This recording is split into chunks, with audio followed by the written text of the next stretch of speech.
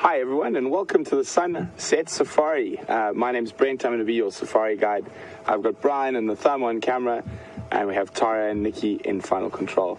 As you can see, we are actually right in the middle of a big herd of elephants at the moment. We're actually right on the peripheries. There's a young bull that was just off the shot there, who's walking behind the vehicle now. We've made our way towards Buffelshoek Dam to check on the lions, and at this time of the day and at this time of the year, it's always a very good chance to find ellies in this area. For those of you who might be new, we are live, so you are seeing everything we are seeing in real time at the exact same time we are. And we're also interactive, so you're able to ask us questions while we're out in the bush, and you can do that by emailing questions at wildearth.tv, or you can just use the hashtag Safari Live on Twitter. So we're going to move a little bit now because the elephants have moved further away from us, and as soon as we finished looking at these elephants, I'm going to go check the last position of the lions from this morning. So for those of you who might not have been able to watch for a while, or have missed out the last couple of days, or might even be a new viewer, I'm just going to give you a quick recap on what's been happening. We've been very, very spoiled. Was it 3 days ago? We found the Nkuhuma Pride of lions on a young hippo that they'd killed. So they've been in this area now for 3 solid days, and it's been wonderful to watch them very close to the dam. So they've been feeding and drinking and playing. They've also had a few elephant encounters with Scott this morning. Apparently one of the lionesses got chased, and also amazing elephant in this area at this time of the year. Being one of the only water points in this area, we're getting a lot of action around here, and specifically with elephants. Hopefully a bit later in the season we're going to get a lot more big herds of buffalo.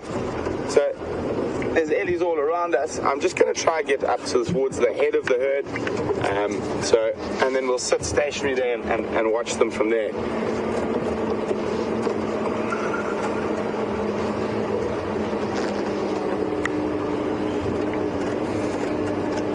This is how I like my traffic jams.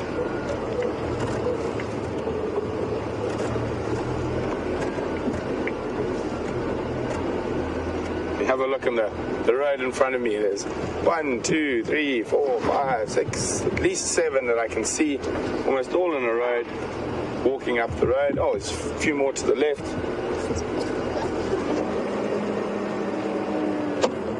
Sorry, madam.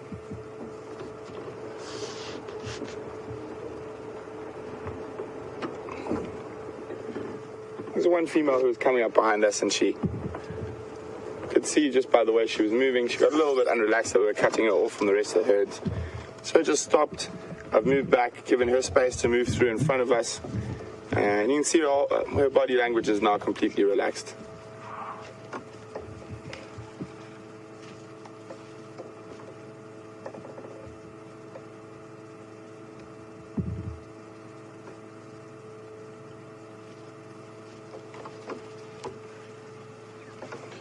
Yeah, now that she's moved through, she should feel a bit more comfortable that we haven't cut her off, and we can move through to catch up with the rest of the herd.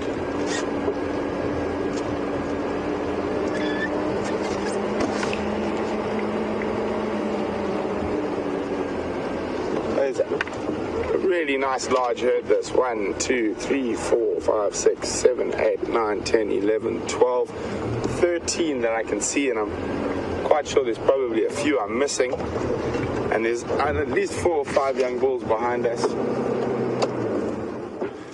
And here's the female who was straggling a little bit behind. You can see her whole body language. She slowed down her walk, not too stressed at the moment.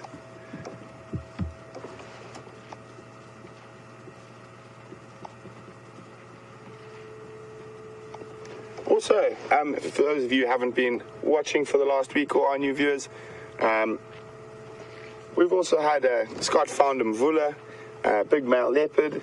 We've had great ellie viewing, lots of buffalo bulls, great lion viewing, and then I know this morning Scott tried his best to try find that male lion that was literally roaring on our doorstep, and I went out afterwards and also just unable to find him.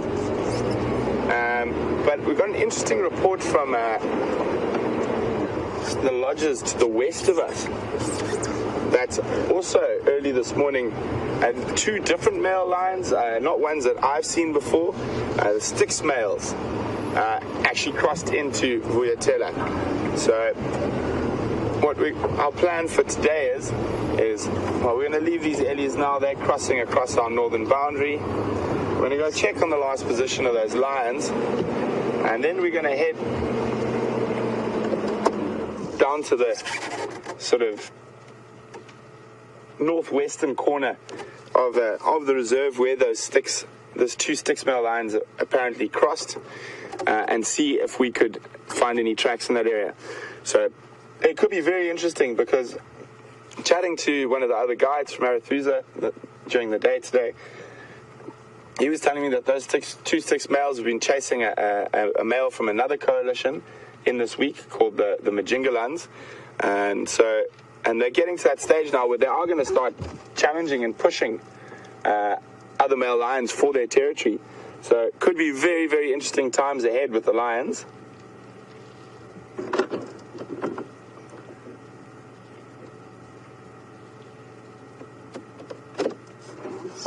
We'll just enjoy these ellies as we take the last few glimpses of them as they disappear over our northern boundary.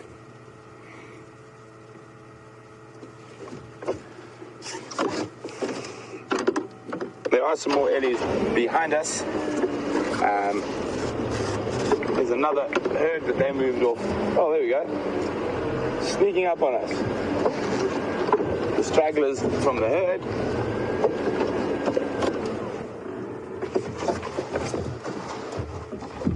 Another female and a calf.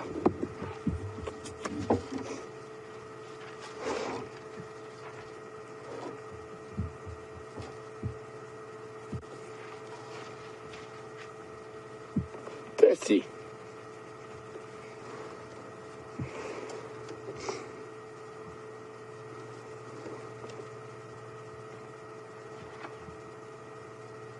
Just stopping and listening. She can't see the rest of the herd where they've moved, so she's just listening for them.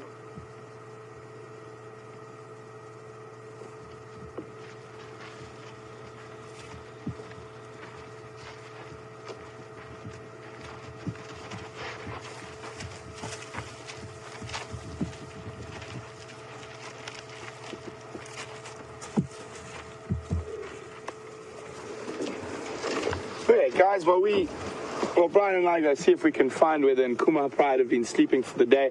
There's a possibility they've been moved around by the amount of elephants in this area. We're going to cross over to Scotty so he can say hi, and let's see what Scotty's got.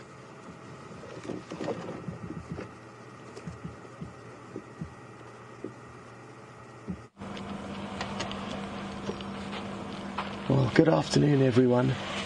And this monster ellie bull is very, very close to us. VM is fully zoomed out, he cannot zoom out any further. And this behavior is very characteristic of the bull that is in must, the way they drape their trunk over their tusk like that. Isn't this awesome?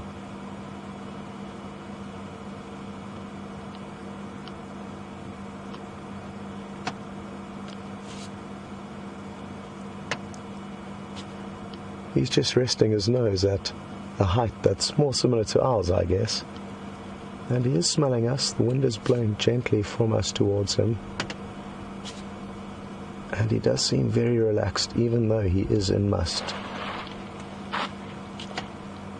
I've seen this boy before, and Brent had the same big bull yesterday afternoon.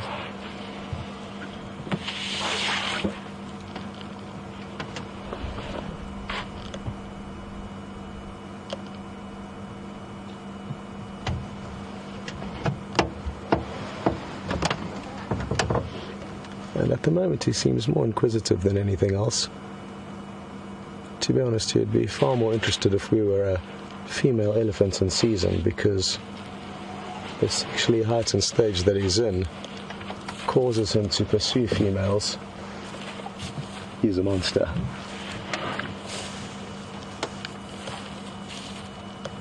And it was quite easy to distinguish him from other elephant bulls because his left tusk is broken. I'm just going to start up and reposition. He's very relaxed, he continues to feed, and wasn't that just the most awesome up-pulse in the low from that big ellie bull. And it's from a herd of elephants with Brent to another herd of elephants with me. It sounds like we're getting off to a great start with regards to the elephants, that's for sure.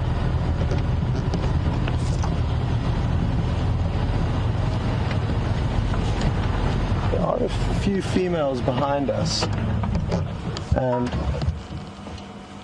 he's slowly going to be continuing on their trail,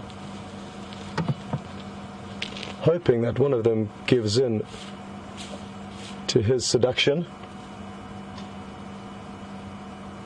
It's interesting to note, some of you may be wondering what must is, the term I keep referring to. It's a sexually heightened stage that bull elephants come into once or twice a year for a few weeks to a couple of months, depending on the individual. And basically there's just a huge increase in testosterone and hormones, and they can often become quite mischievous, and that is actually where the word must is derived from. It's an Indian word for mischievous, and that was obviously given to the Indian elephants, who differ quite greatly from the African elephants. But they too get the sexually heightened stage, and sometimes it can be problematic. They can be very boisterous and aggressive towards us, unpredictable really. But other times, like this big old boy, he is completely relaxed with us. And as you can see, Viem's giving you a show on what exactly this big old boy is dining on this afternoon. And grass is the order of the afternoon. It's incredible to notice how much they change their diets over the different months.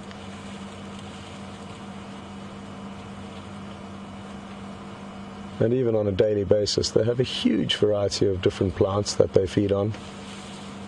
A bull of this size, probably weighing in at around 5 tons at a guess, would probably eat about 200 kilograms of vegetation every day, so he's going to have to go through a lot more mouthfuls of grass before he acquires that much.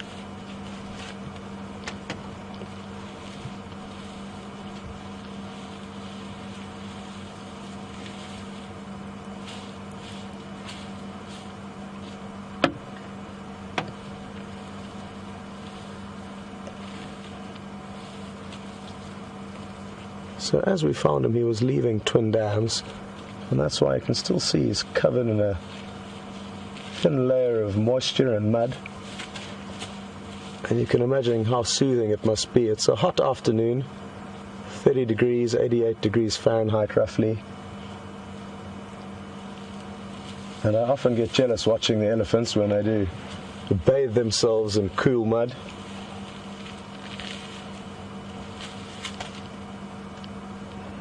He just dusted all the sand off the grass roots. There he continues to do it again,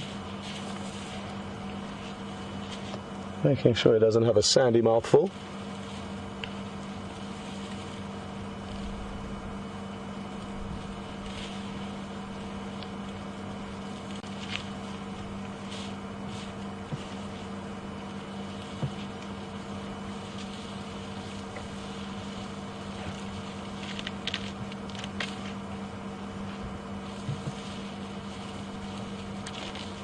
The herd down to our left aren't really visible too easily, but interestingly enough, they are very stationary. It's as if they're all having a bit of a midday siesta. We will pop down and visit them shortly, but I can't tear myself away from this big bull. We haven't had many on the property over the last few months, and this individual certainly stands out as one of the biggest and one of the best we've seen.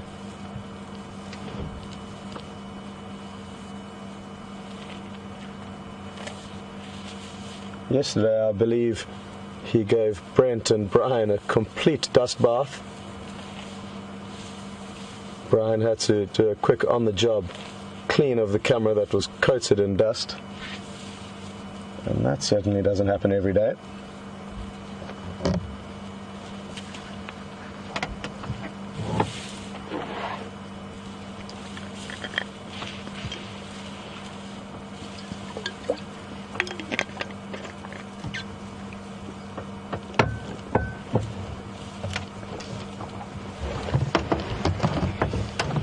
We've just got a question through from Wild Dog Pup.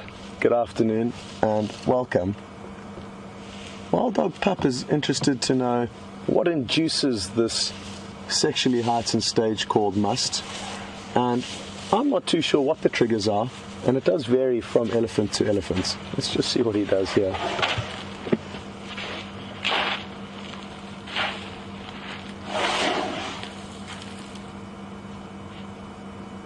Seems like the same stunt he pulled with Brent yesterday, but we're not in his firing line here. Absolutely awesome.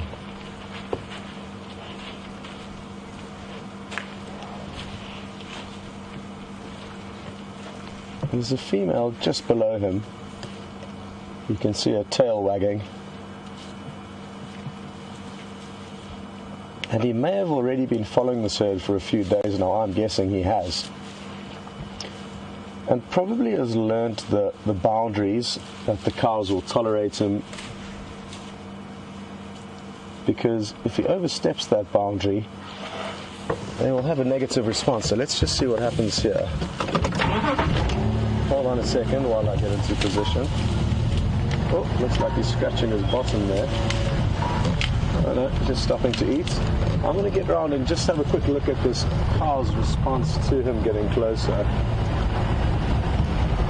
He doesn't seem like he is too bullish. Oh, although, there goes.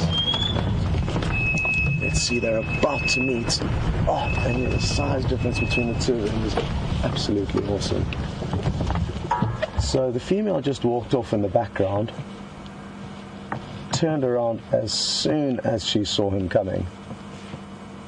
And he picked up the body language and has now veered off towards us and left her alone.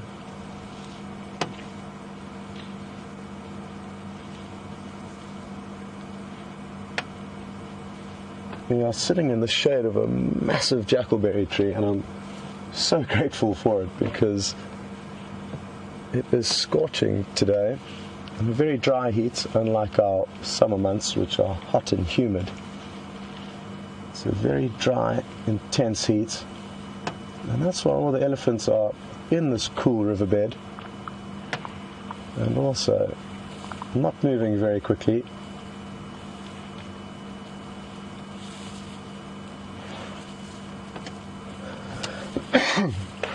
As VM zooms in, you'll notice that between his legs a very telltale sign of an elephant bull in must. It's dripping like a broken tap, and that is one of the clearest indicators. When a bull elephant is dry, unlike this one who's just been having a mud bath, the inside of their legs show clearly wet. And also that behavior we saw earlier on when he curled up his trunk and placed it delicately on its tusk and just rested it there. That's also another telltale sign of elephant bulls in must. And something worth looking out for, because they can and are more likely to cause trouble with us when they are in must, despite this bull being completely relaxed. You should always approach them with caution. I've been told they can lose 50 to 200 litres of water every day when they are in must, and impossible amounts of water to try and imagine. Anyway, it sounds like Brent's got some action over at Buffelshoek Dam, so we're going to cut across to him, and we certainly won't be leaving this ellie bull. We'll see you later.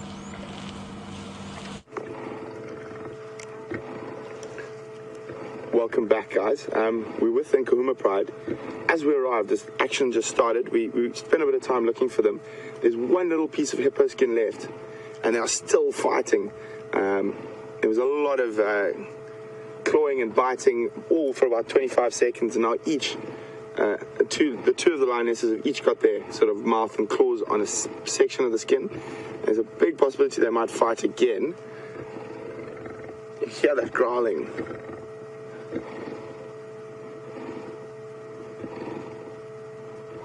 So it's amazing, even though they're all this full and they've been eating this carcass for days, they're still willing to fight for that last bit of fat that's attached to the skin.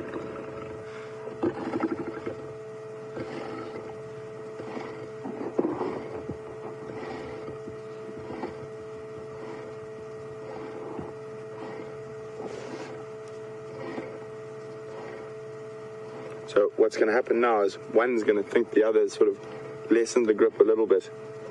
And then quite often this is where the snarling and slapping and clawing of each other might come.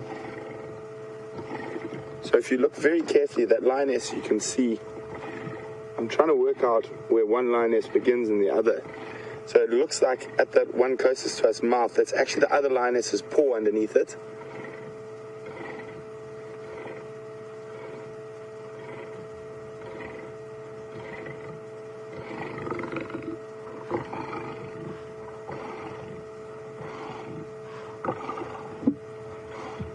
It's amazing how they'll fight for that last bit of fat attached to the skin.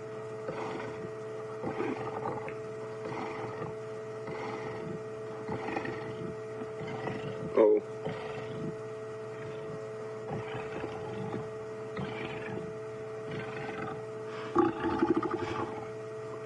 I'm just going to keep quiet so you guys can listen to those growls.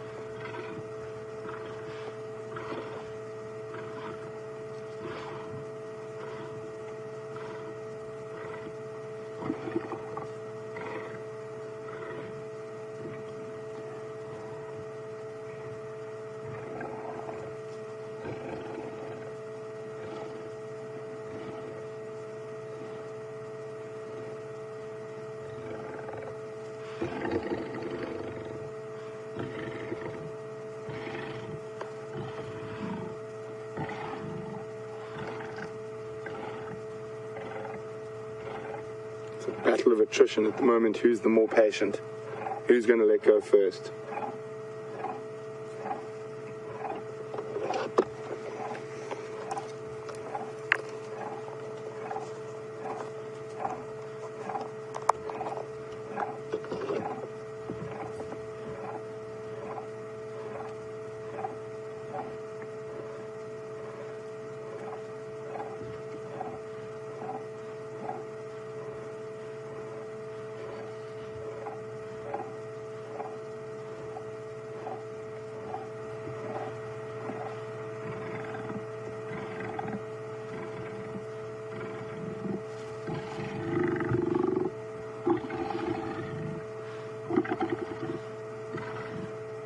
Isn't that sound incredible? It touches something, or in me, it's so primal. You know that's danger. And imagine if you were just walking through the bush and you heard that sound.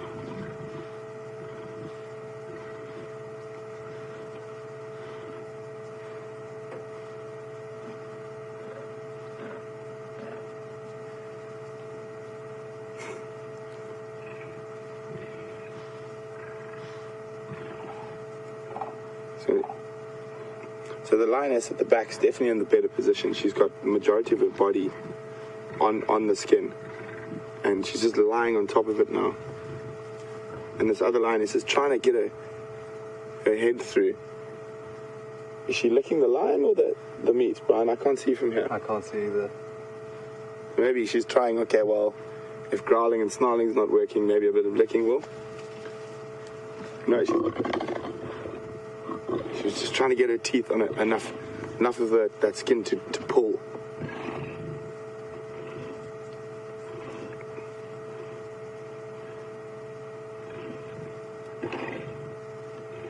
There's going to be some action here shortly.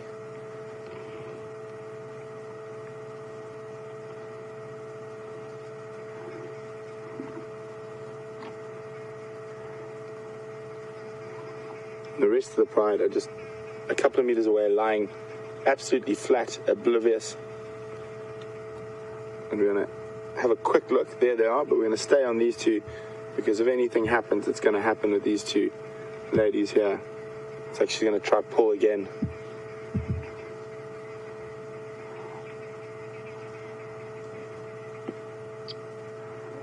Just trying to get enough grip on.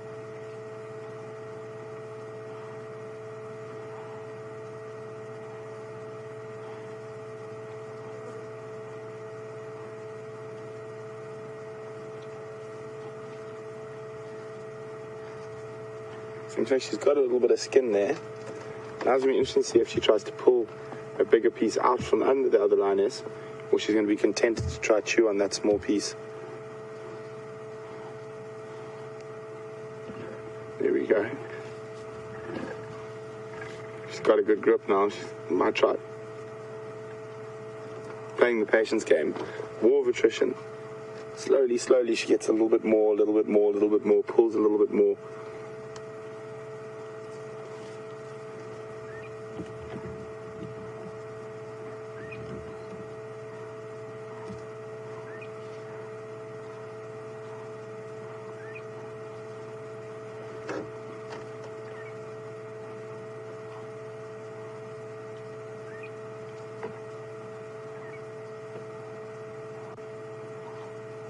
The other lioness not even growling back. She's just using that fat belly of hers to just lie on top of the skin.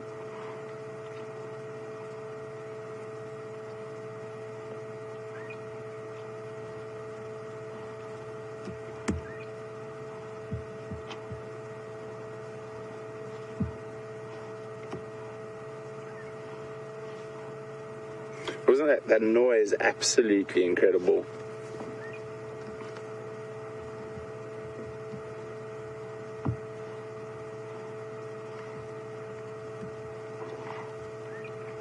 Seems like she's got a... Oh, here we go. I think here's the next attempt to pull.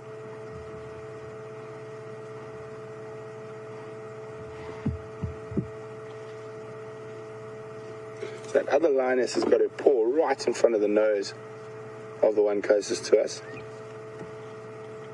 She's not even trying to feed. She's got her teeth anchored in the skin. She's got her claws anchored in the skin. She's just not letting go.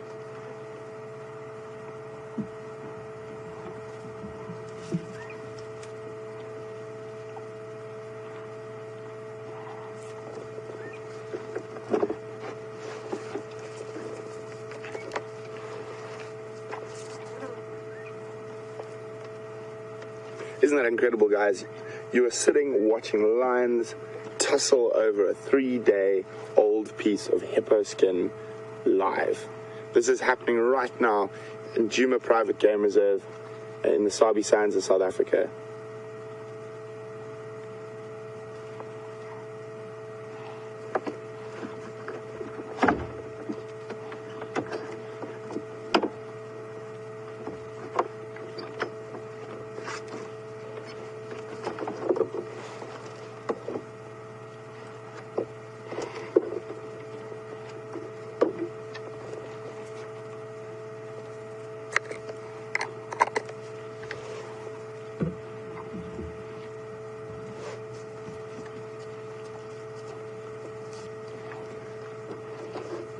Looks like she's decided she's got enough to maybe start feeding, but I'm not sure whether she's actually going to start feeding or it's going to be a sneak attack to try to get that skin out away from the other lioness.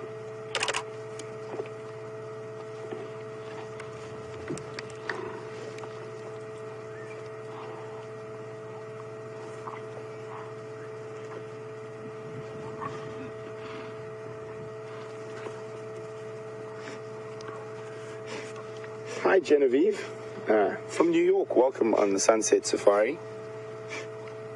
Genevieve would like to know, since there's actually very little food left, could it just be a display of dominance? I don't think so, Genevieve. I think they are actually just trying to get the most out of that little bit of fat that's left on that hippo carcass. Very, very high in protein. It's possible that these two might have eaten a little bit less than the others, and that's why they are still tussling. Or it's also possible that they could have eaten the most first and now they're hungry again. So I suppose it's quite difficult to decide whether you should be first or last, or definitely not last in the Lion Pride.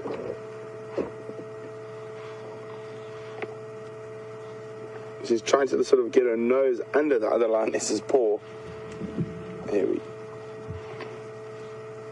So you see that very white, that's the inside of the skin, and that's mostly fat. And I did mention about the subcutaneous fat layer is very, very thick in hippopotamus. And he's just trying to get that fat out, get as much as possible. Almost nothing of a kill out in the bush goes to waste. Different birds will come and feed on the remains of the carcass, obviously the vultures and basilia. Also with maggots and things like that, you'll get another host of bird species that will come feed off the maggots.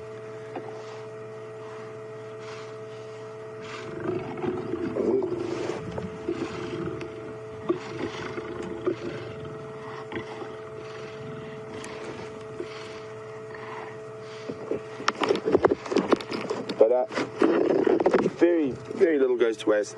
The hyenas, I'm sure, will have found those bones, and even the bones that are being bleached by the sun and been out in the bush for even a year, provide calcium for other animals like porcupines and rodents. Very often chew on them.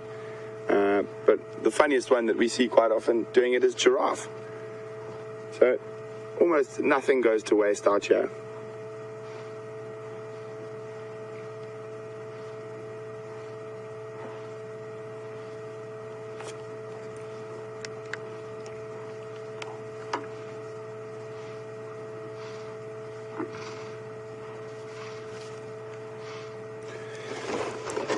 Benjamin, welcome on the Sunset Safari. Benjamin would like to know why the lions breathe so quickly or so heavily. Benjamin, it's their way of dealing with heat. And in all my excitement this afternoon, I forgot to mention how warm it was for you guys. It's about 31 degrees Celsius, which is I think 88 degrees Fahrenheit. And they're unable to expel heat like we do by sweating. So they have obviously a lot of blood vessels in their mouth, and that heavy and quick breathing, panting, is to take that, taking as much air and cool the blood while it's in their mouth. I'm hoping they have another dust up. Could be quite fun to watch.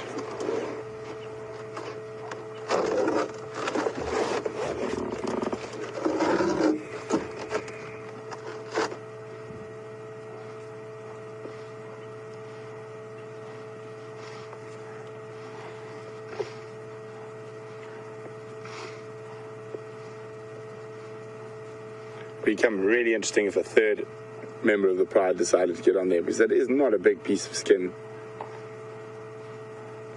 I've been looking around. I haven't been able to see where the skull and the vertebrae and stuff are, but I did see 3 hooded vultures when I drove in, so maybe they dragged it across the road.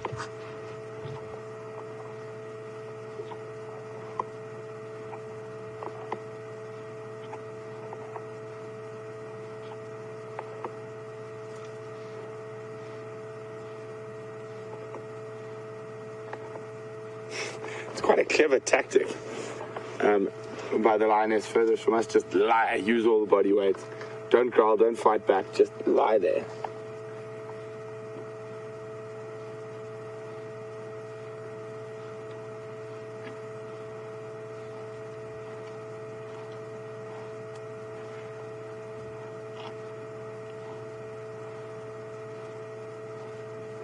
You can hear that heavy breathing.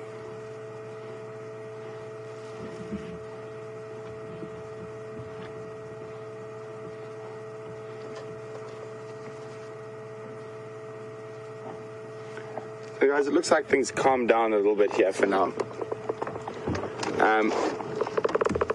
So we're just going to cross back to Scotty and that amazing elephant bull he's with, but we will keep you updated. If things do heat up here, we'll cut back straight away. So enjoy that Eddie with Scott.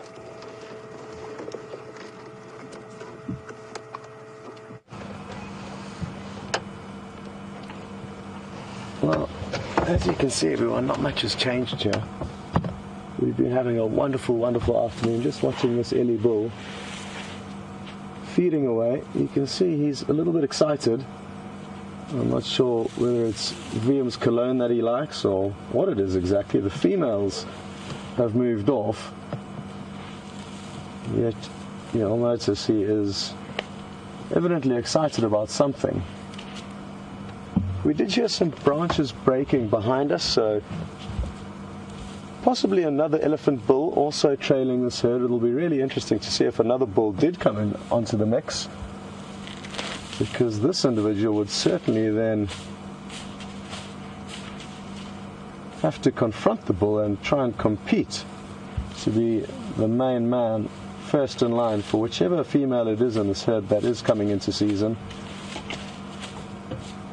I'm sure that he wouldn't be hanging around if he didn't feel like he would get lucky, but sometimes it takes a few days of convincing before they are allowed to mate.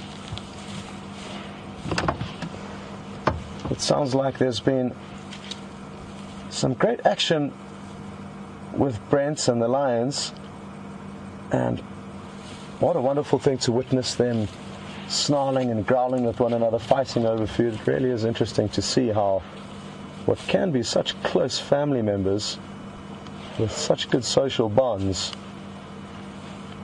begin to act very differently when there's food on the table.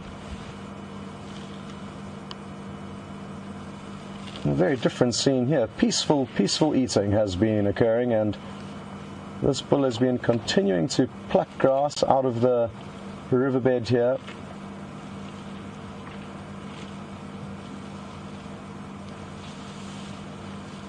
The rest of the herd moved off. I'm sure they're still not far away, and it appears like he may now start thinking about following them, heading upstream.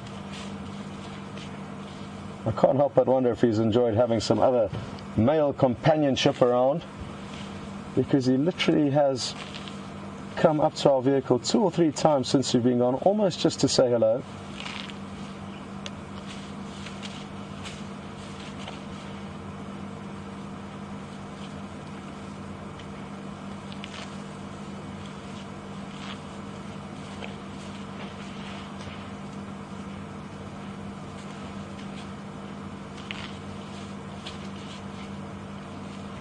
I was hoping that while we were sitting here silently, there'd be a chance of hearing some alarm calls or any signals from animals in the surrounding area of any other excitement.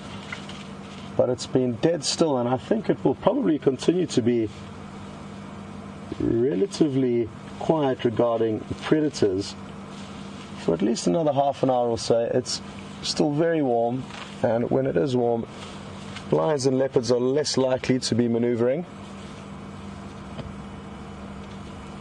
But that's certainly not a problem, especially not when there's good action up at Buffelshoek Dam with Brent already, and this elephant bull is too good to let pass by without spending more time with him.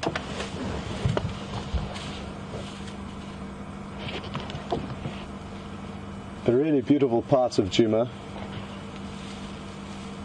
And if I could choose one place to enjoy sightings, it would be in and along riverbeds with the beautiful big trees that you find along them.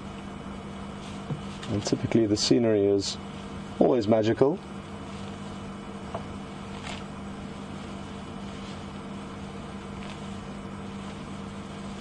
I wonder how he broke that tusk of his. Could have been fighting or possibly feeding. They use their tusks a lot to pry bark off trees.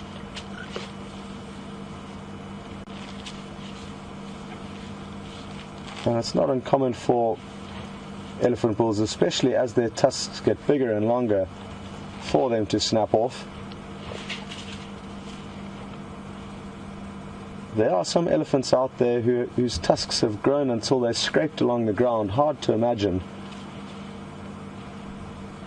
But there are a few still around. Sadly, a lot of them were shot out as trophies, and almost a whole gene pool of big tuskers was decimated from the planet. So we don't see as many as there used to be around Africa, but there certainly were areas of Africa which were renowned for big tuskers, and that was mainly up in East Africa, where you would find some bulls with massive ivory.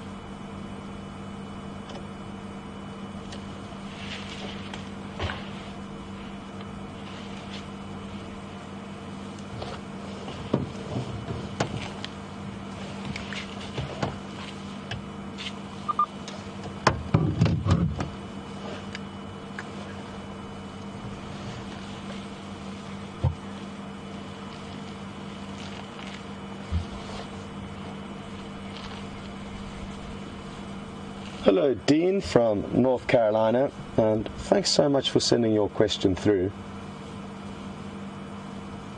I've been saying this big old boy many times this afternoon, but I've never told you an age that I think he could be, and that is the exact question that Dean is interested to know. How old do I think this guy is? And I would take a guess at around 45 to 50 years of age. He's certainly a mature bull. They live to around 60 years of age, has a very rough average, and obviously varies greatly from elephant to elephants. But I would take a guess at around 45 or 50. Then again, even if you ask me to judge some humans' ages, we all know that we can sometimes be way off the mark. And that's just a complete guesstimate. With animals that live for so long, it would be very difficult to research and monitor the rates of growth of any bull from when it's born to when it dies. And on top of that, they don't have territories, so they move huge distances. Oh, what's going on here? Yes, he's going to reach up. Awesome. Look at this. He often has to lean back and tilt his legs in a strange position in order to be able to arch his head up. That was awesome. Absolutely awesome. Now, I know Brent jumped out the vehicle yesterday to show you a size comparison with the same elephant bull as it was resting its trunk against the what am I going to say? The trunk, sorry, of a marula tree. But I may have to do a similar thing this afternoon and go and stand next to him and give you an idea of how tall he could reach up with that trunk of his, and we'll be able to work it out fairly accurately. So I'm definitely going to do that when he moves off. I'm guessing that he reached his trunk up to about 18 feet there, or 15 feet high. Maybe more, maybe less. We'll soon find out. I'm just under 6 foot. I think it could well be 3 times my length that he reached up there.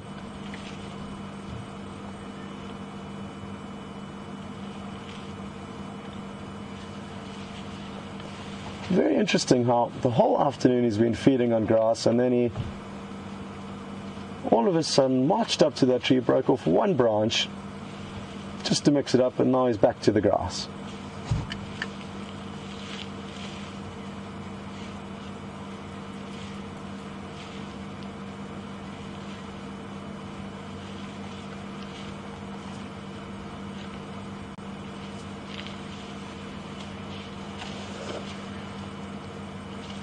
I think I answered that. I think I did finish answering that, but I'm happy to recap it.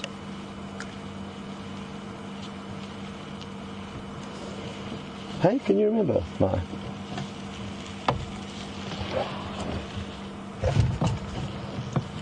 I thought we was... confirm we are still live?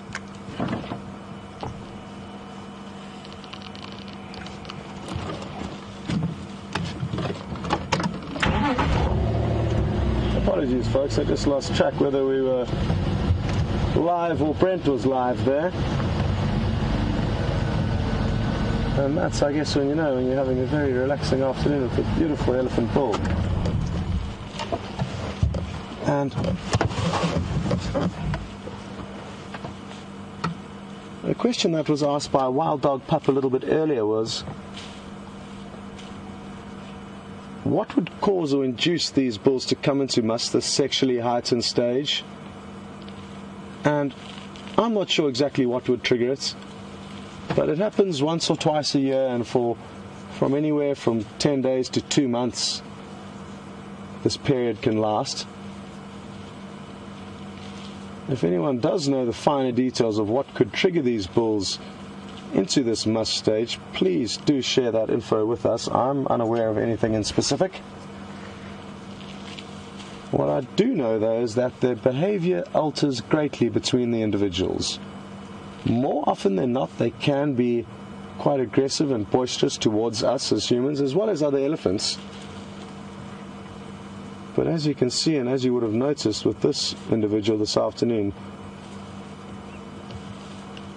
it's almost as if he's enjoying our company.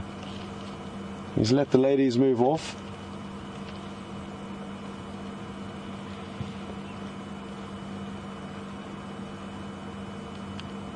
And now he's just watching. Let's see what he does here. Okay, he might be moving that buffalo thorn out the way in order to get to some grassy shoots at the base of the tree. Or what exactly is he doing here? Notice how even that broken tusk aids as a tool for snapping branches, and he just snapped it between his trunk and his tusk there.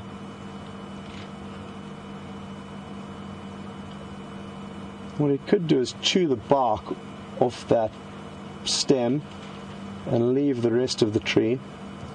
And what we'll see now is him slowly swiveling that branch around, rotating it through his molars, grinding off just the barky layer, and then probably leaving the rest of the bush alone. When he stopped there for a second or two, he became completely still. There's a very strong chance he would have been listening to infrasonic vibrations traveling through the earth, up through his feet, and then into his brain. Incredible to imagine, but they can communicate for many miles. I think 30 or 40 miles they've been recorded communicating infrasonically. Inaudible to our ear. There you noticed he would have taken just a thin piece of the bark. So he's not interested in the dead cambium layer in the middle. It's the external outer cambium layer that transports all the nutrients up to the leaves that he's targeting.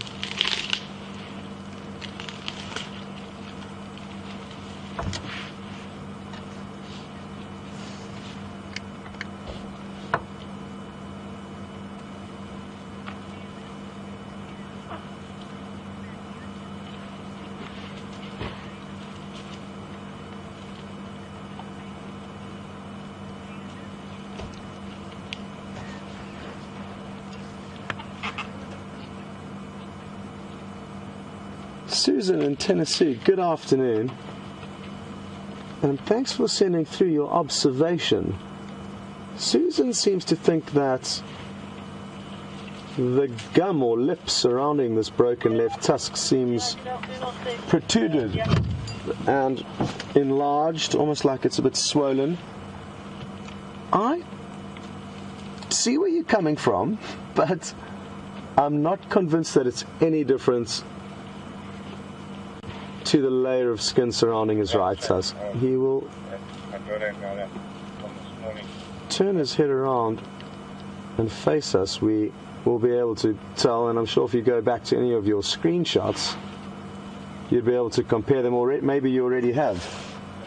But I think that's a normal size, and it's not abnormal for it to be quite enlarged, depending on the size of the tusks.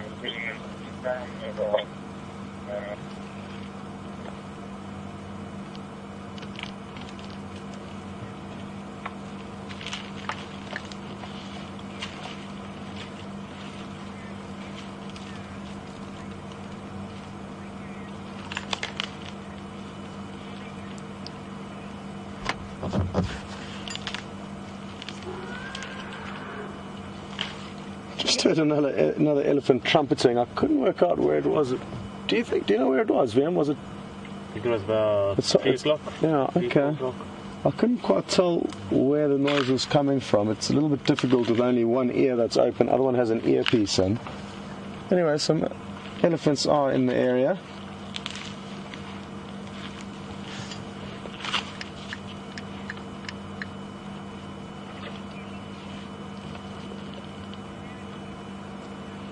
We've just got a question through from Ellie in Milwaukee, and she's interested to know whether the tusk of Jelly, in Milwaukee is interested to know if the tusk of an elephant is similar to our teeth, and it certainly is. It does have a central nerve, but the nerve probably ends just about where you see the tusk coming out of the mouth, or where that skin ends. So as long as the elephants don't break their tusk at that point, they shouldn't have too much of a problem. And I have seen some elephants whose tusks have broken higher up, and even though it does get infected and quite manky, it doesn't always necessarily result in death. And the animals out here are so resilient that they often heal. Oh, look at this, you can see how he's just peeled the bark off this branch. And its teeth are perfectly designed to do that. Its taxonomic name, Loxodonta africana, means angled tooth, and it's got very ridged molars that peel the bark so easily off those branches. What an awesome afternoon this is. I really wanted to reach up into that tree again and break another branch of knobthorn acacia.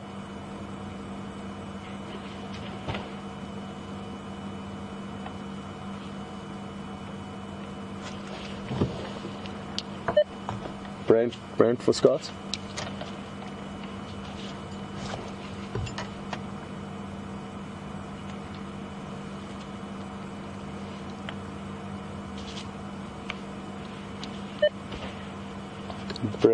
Brent for Scott. Well, as you'll notice, we are having troubles with the new radios that have been installed, but it's a work in progress, and hopefully with a bit of fine tuning we'll have a perfect radio network.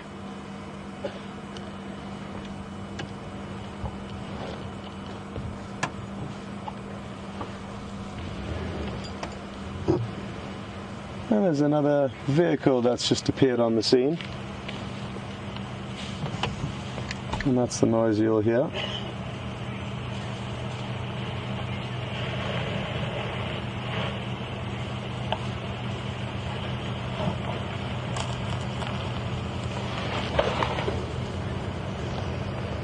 Good afternoon, Grace and Dallas.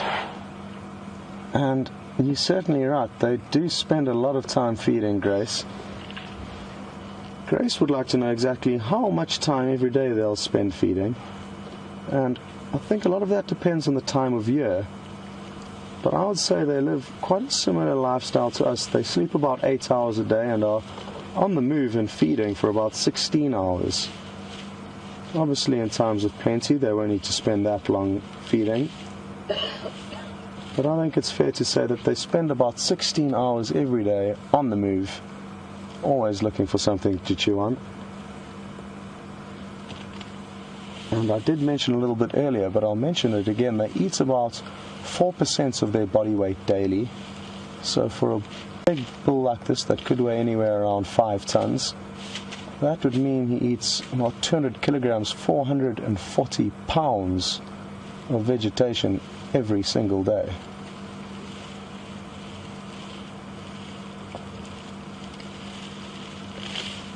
It's also a two-way process. Obviously, they do need to get rid of some of all of the matter that they're putting into their mouth. So about every 20 minutes, on average, they can deposit about 3 or 4 large boluses of dung, and considering how much time we've spent with him, I'm surprised he hasn't done that, and it could happen any moment now.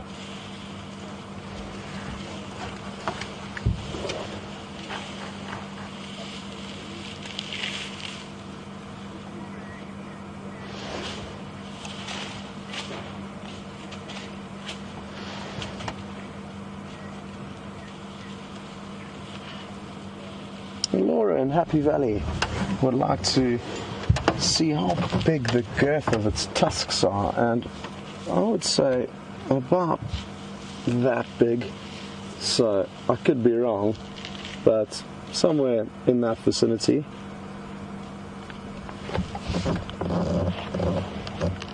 They are very, very large tusks.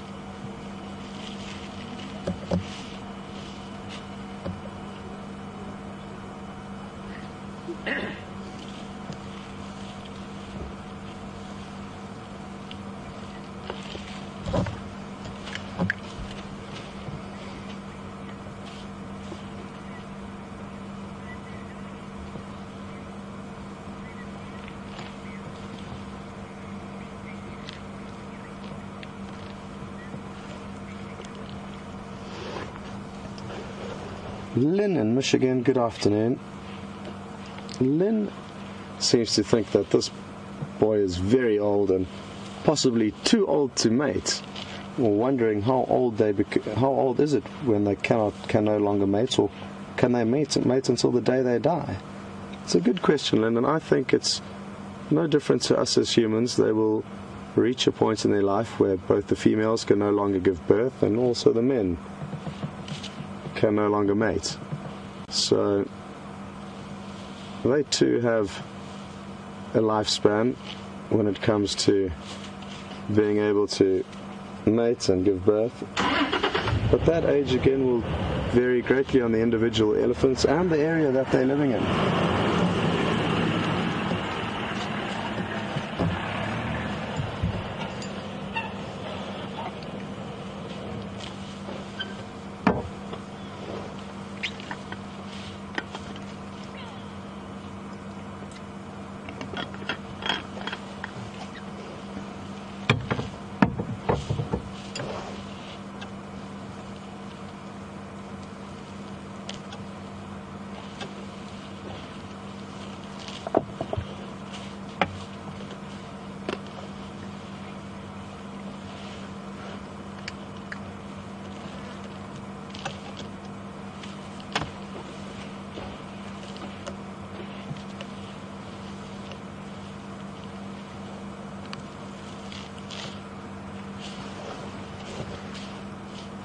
Calvin in Boston, good afternoon and welcome to the Sunset Drive here on Nkuhuma Game Reserve this afternoon. Now, the question is relating to also mating, but on the other end of the spectrum. How old will cows be when they can start breeding? And I'd say at around 8 to 9 years of age, but again, it will vary greatly, and I'm not exactly sure. I'm actually just having a look through my book now to see exactly what they say, but as far as I remember, it's around 8 or 9 years of age. I doubt this little book that I have will actually provide too much info, but let's just see.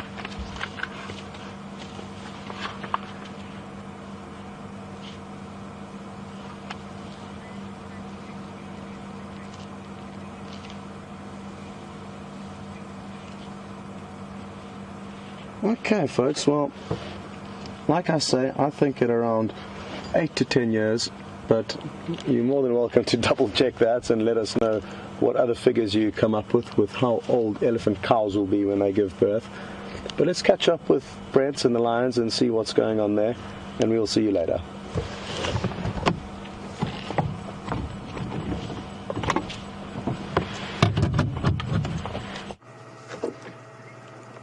Welcome back, everyone. We're still with Nkuhuma Pride. There seems to have been a little bit of give with that piece of hippo skin, but with lions that can explode back into a very unfriendly scenario in a matter of split seconds. Especially if another lion decides to come feed on top of these two. Just in case you guys are just joining us late or haven't been able to watch for the last few days, or if you're a new viewer, we are live next to these lions. You are seeing them at the exact same time as me. And also, just to give you a bit of background story, they killed a young hippo about 3 days ago, and we've been following the progression as they've devoured this carcass. And literally the only sort of edible piece left is this thick piece of skin that's got a little bit of fat on the inside. And these two ladies are trying to get the last morsels out of that piece of skin.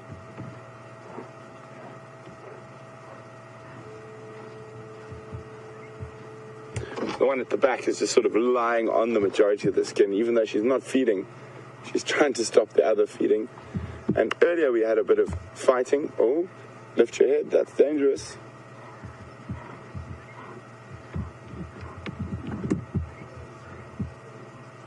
Will there be a sneak attack to try to pull that piece of skin away?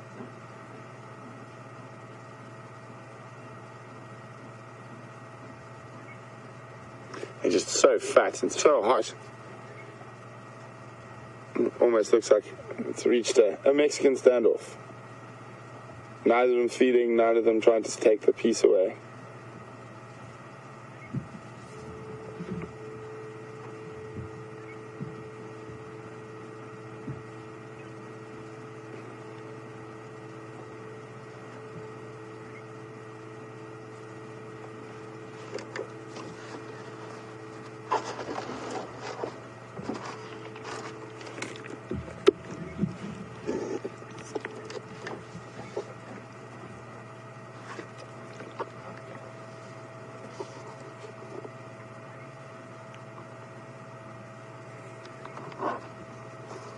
Hi, Francie from Oregon. Welcome on the Sunset Safari, Francie. Francie would like to know why we're not seeing any cubs. Well, presently at the moment, there are 2 sub-adults, just over a year old. It is possible that any of these lionesses might come into estrus quite soon, but at the moment I haven't seen any signs of estrus. I haven't been with this pride long enough to know whether both of those cubs the sub-adults belong to one female or they're each from a separate female, and they would probably wait till those cubs are over, or those sub-adults are over 2 years old before they start coming to their next estrus cycle.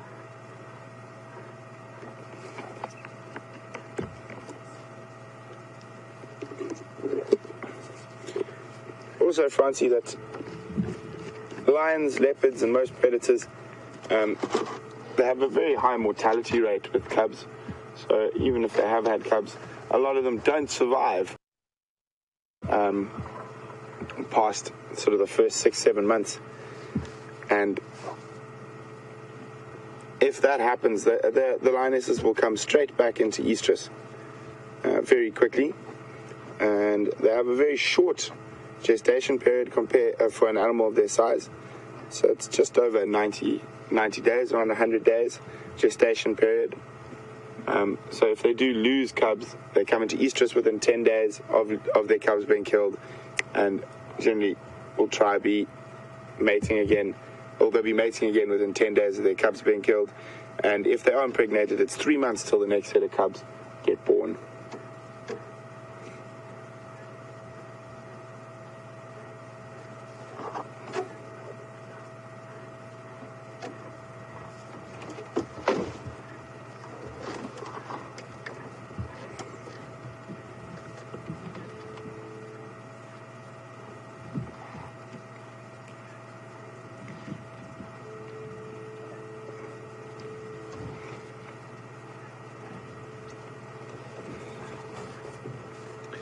Hi, Christina from Pittsburgh. Welcome on Sunset Safari. Christina would like to know, is it possible that during a dust-up over the remains of a carcass that a member of the pride might seriously injure another member of the pride? It is, or even injure them fatally. It is, Christina, and especially with younger animals, cubs and things like that, sort of under 6 months old.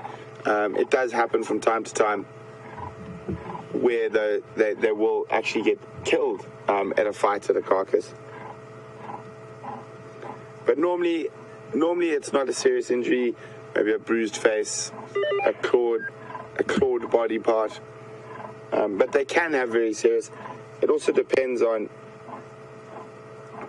how much stress or pressure the pride is under for food, to the severity of the fighting.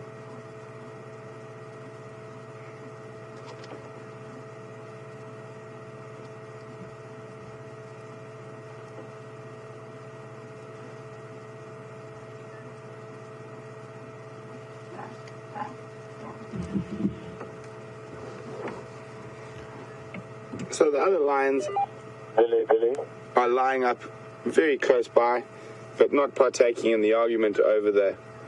Let me just move this branch for you. Not partaking in the argument over the piece of hippo skin. There we go. There's a pile of lions just on the other side of the guarri bush from these two. Not doing very much fat bellies, flat cats.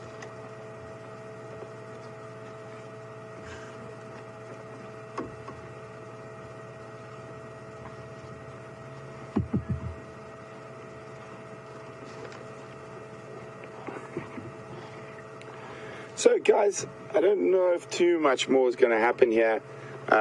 So what do you guys think? Should we stay here a bit longer, or should we leave and go see if we can check for tracks of these Styx males that we heard about moving into the area, or maybe even possibly some leopard tracks? Why don't you guys let me know? And you can do that by emailing questions@wildearth.tv, or just use the hashtag Safari Live on Twitter. Should we stay or should we go?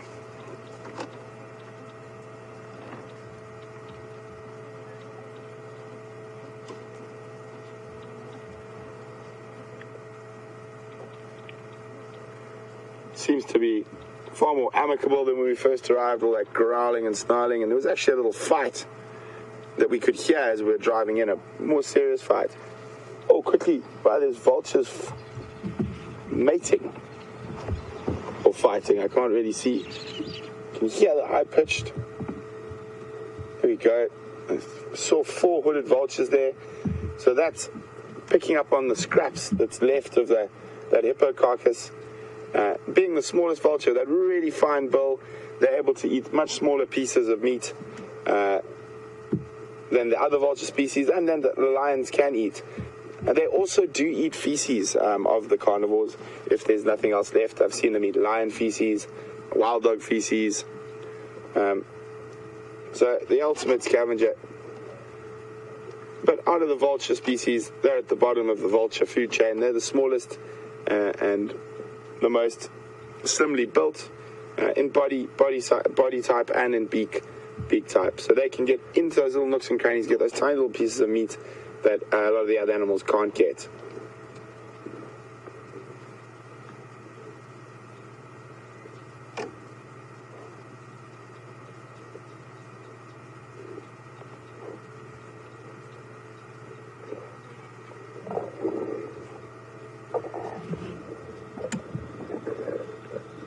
Oh, it sounds like a few growls here.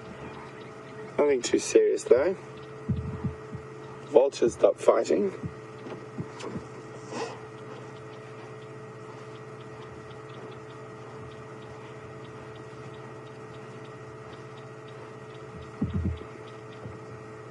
We're going to go scoot around to have a look at all the rest of the pride that are completely flat at the moment. But don't forget to let me know whether we should stay here with these lions or should we could possibly go look for something else. Oh, just 1 second. There's another lion moving in here. Just hang on a second. This could get a little bit more interesting again.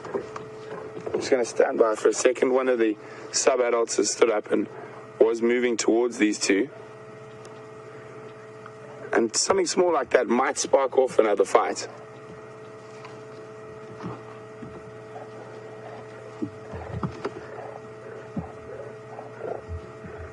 Is it moving or is it laid down, bro? Laid down. I can't see through the bush now. Yeah, neither can I. Can't be sure. Okay, well, we'll carry on to the other side, see what's going on there.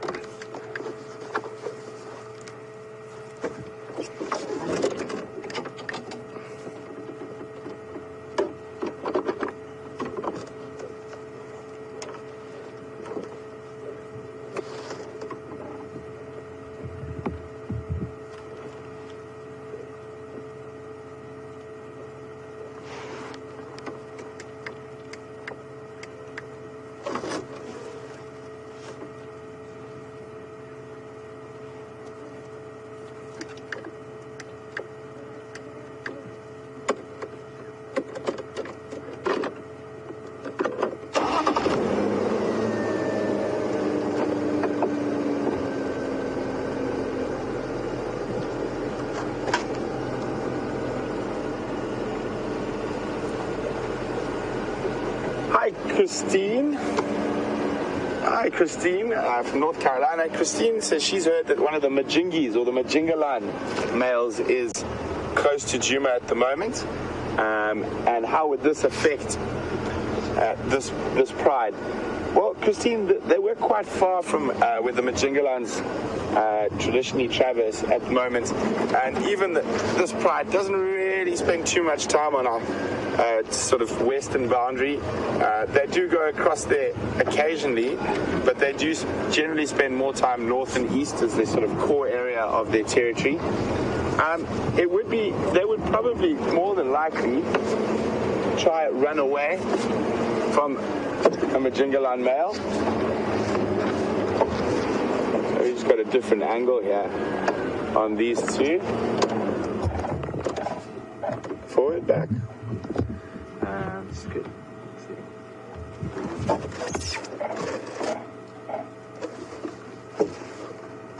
So Christine, what really interests me at the moment is the fact that there's two Styx males. So I heard a report that those two Styx males were actually chasing that Majingalan. That's why he's in this area. And then we had that, what we think, obviously we didn't see it this morning, so we cannot be 100% sure, that Matimba calling on quarantine this morning that Scott and I both were outwitted by. And that could be quite interesting because they might stop chasing the Majingalan and head off to this Matimba. There are two of them together, and they are sort of at that right age in their prime. If I remember correctly, I think they're probably pushing on about 5 years old now. And two of them together, I think, would definitely give a Matimba male quite a good go for his money.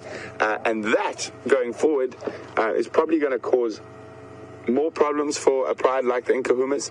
So the Majingalans, I think, are similar age to the Matimbas. So they're quite old. Sort of between 10 and 12 depending on the coalition, so they're sort of at the end of their tenure, whereas these young Styx males are sort of about to start in their prime. So just to finish off quickly, the lioness who was lying close to us for most of that has won the war of attrition, and she has now got that piece of skin all to herself. But back to those other lions, and so if the Styx males were to possibly kill or chase away the Matimba males, it would mean a very interesting time for us here, because a lot of these prides all fall within the sort of Matimba males are the dominant males of that coalition. And then any cubs that are sort of under, or lions that are under 2 years, would be killed and chased by the new males. And it would take a while for the females. They would, if they did have youngsters, they would try and move away from those males, but they would start mating with those males quite quickly. They wouldn't take too long. So from our side, that's a sort of stronger possibility than a Majingalan who's been pushed out of his territory by two young males, causing problems for the Nkuhuma Pride. I'm quite sure that Majingalan will very happily head south as soon as possible back to his core territory and where the other members of his coalition are. So from what I've heard is he's been separate. He was found just patrolling singly, which male lions do quite often, even if they are in a coalition. And he was found by these two young males who decided to give him a good go, and he ran away from them. But now it's possible that Matimba male heard all this sort of noise and any station whatnot. Copy? Any station copy? Sorry, guys, I just need to take the radio. With Magoda Ingwe here on how to call access from the boundary line. Oh, you're the Ingwe on the access road to Hardekel from the Buffelshoek Dam platform. Okay, thanks very much. I know Brent is nearby. He'd be interested there. Which direction is it mobile in? What's it there? It's heading pretty much south towards the boundary. It's quite far from the boundary, quite far along the road from the Buffelshoek sign. Sorry guys, just listen to the radio. We've got this new radio, digital radio system that we're still working out. Even us up here in the bush have to catch up with the times and technology. And I'm afraid I'm a little bit of a Luddite, so it's taking me a bit longer than most to get used to this radio. Probably, Henry. Copy, thanks very much. I'll leave Brent know.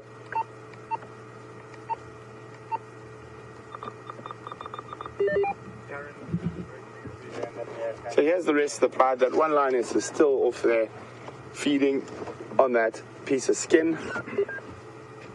And very happy, contented lions. So guys, I'm still waiting to hear from you. Should we stay or should we go?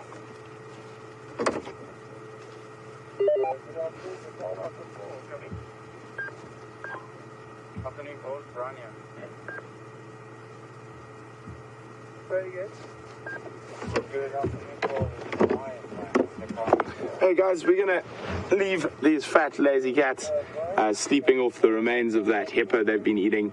It has been quite interesting watching that little war of attrition over the piece of skin.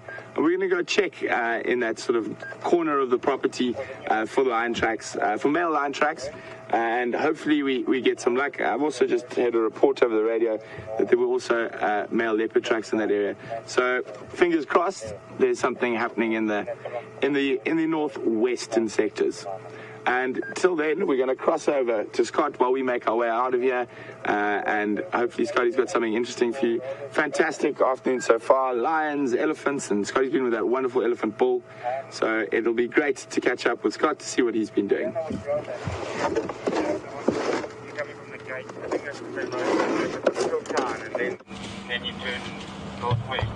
Welcome back, everyone. And as you can see, not much has changed here. We are still sitting with this majestic old elephant bull, and for two reasons. Oh, the squirrels just started alarm calling very intently, and you'll be able to hear it. What has the squirrel seen? Please, might be a leopard. Sounds like it's somewhere up in this knobthorn tree where VM is now showing you. Let's just drive up there quickly and see if there isn't anything slinking around. There is a bit of an embankment that we cannot see up. It could be a bird of prey, it could be a mongoose, it could be a snake, but it could also be a leopard. So we're just going to go and have a quick look. As I was saying, there's two reasons why we were hanging around here. We don't get to see big elephant bulls very, very often, even though this guy's been around for the last few days. And the other reason is that I do want to go and stand underneath that tree that he reached up into to break an acacia branch. What could be the cause of this squirrel's discomforts? They can see from a long way, and whatever it is seeing may not be right underneath the tree. So that can be the first thing that makes our life a bit difficult. Coupled with the fact that it could be alarming at any of the predators that we find here, not just the leopard.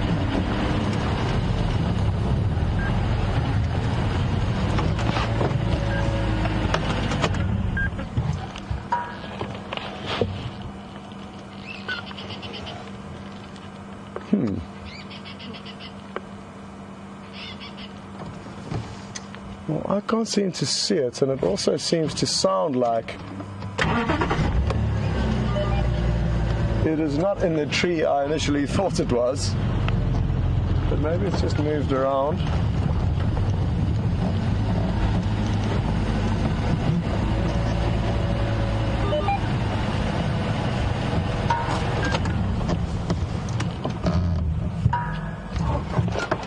Exciting nonetheless, even though we're not sure what it is. There is still a chance anything interesting, predator-wise, could pop into view. This is the same tree he reached up into. where we are parked under, waiting to try and see where and what the squirrel was alarming at.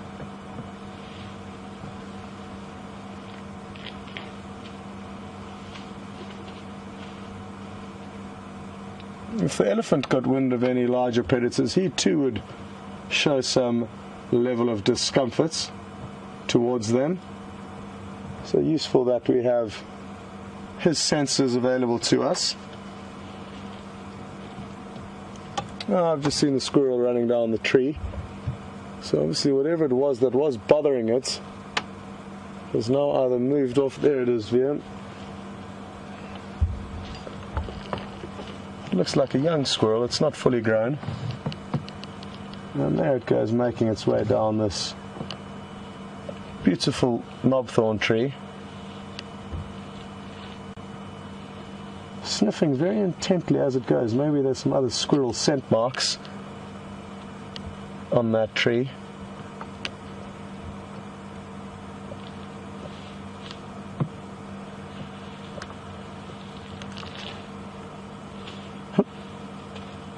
Looks like it's coming towards us, which is abnormal squirrel behavior.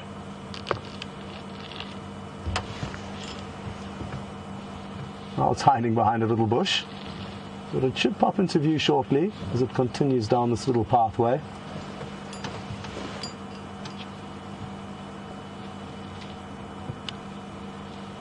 It seems to be nibbling on something. It's a great pity we cannot see what it's nibbling on. It could be the dried berries falling. Oh no, I'm getting confused now. It wouldn't be the dried berries falling from a jackalberry tree, but it could be the seed pods from this knobthorn acacia. Oh, but now it's back on the tree. And it got a little bit spooked, whatever it was feeding on. Such useful little animals. They are probably one of the main animals that help us find predators. It's because they are so widely dispersed throughout the property. Almost wherever any predators move, these little critters let out their very characteristic alarm call, which helps us to fine-tune where the animals are. It was a squirrel that helped us just yesterday afternoon relocate on Mvula, a beautiful big male leopard that we had found, and then he lost us through some thick vegetation. And a squirrel actually led us towards him, and interestingly enough, the squirrel took us into an area quite far from the leopard's original movements of direction of movements. We were standing by in the completely wrong area as the leopard had diverted course drastically, and it was the squirrel that saved the day.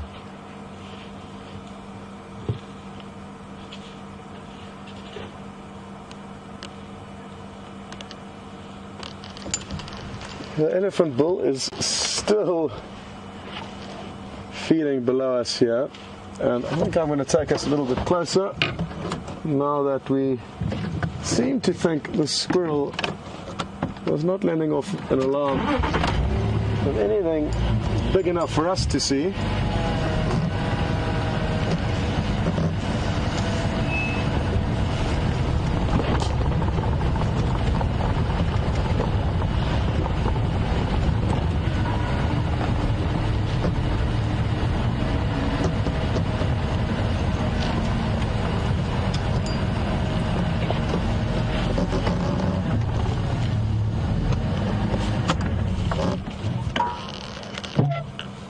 Got a great question that's just come through from Pamela in Iowa City. Good afternoon, and thanks for sending your question through.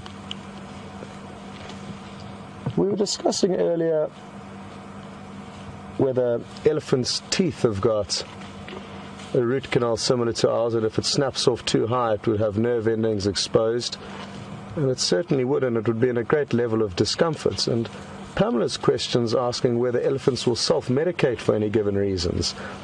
And I think they certainly will. I have read reports of them doing so. It's difficult for us to understand exactly what medicinal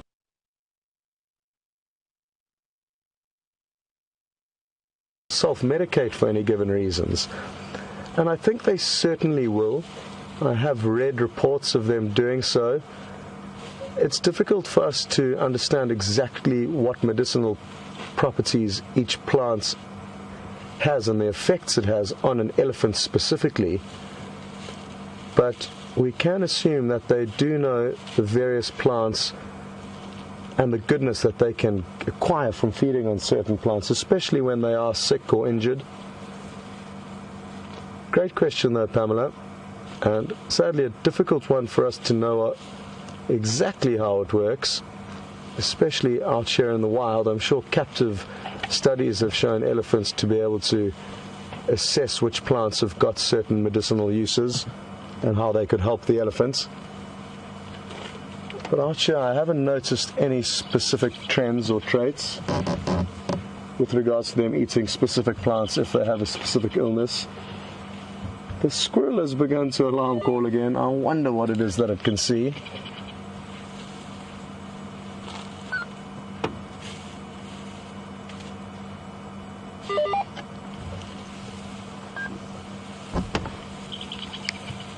Copy that, Brent. Please can you keep me updated on your movements?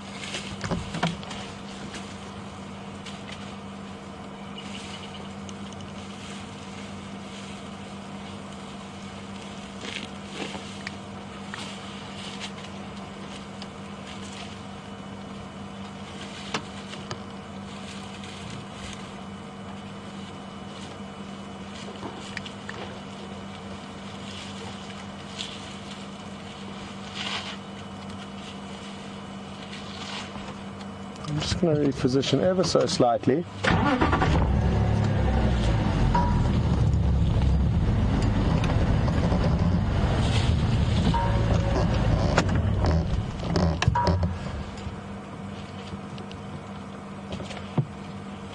He certainly found his happy place here in the riverbed. He spent probably close on an hour in this very, very small area. And he's been feeding predominantly on grass, but every now and then he mixes it up. He also had one branch of knobthorn tree, one branch of the leadwood tree that is situated directly behind him, and now he's feeding on what looks to be a sandpaper raisin tree. The leaves have got a very coarse texture like that of sandpaper. So he's mixing it up. And that is common for elephants, and already an example of how their varied diet will help them acquire various nutrients and properties that will help the elephants to grow to this massive beast that they are.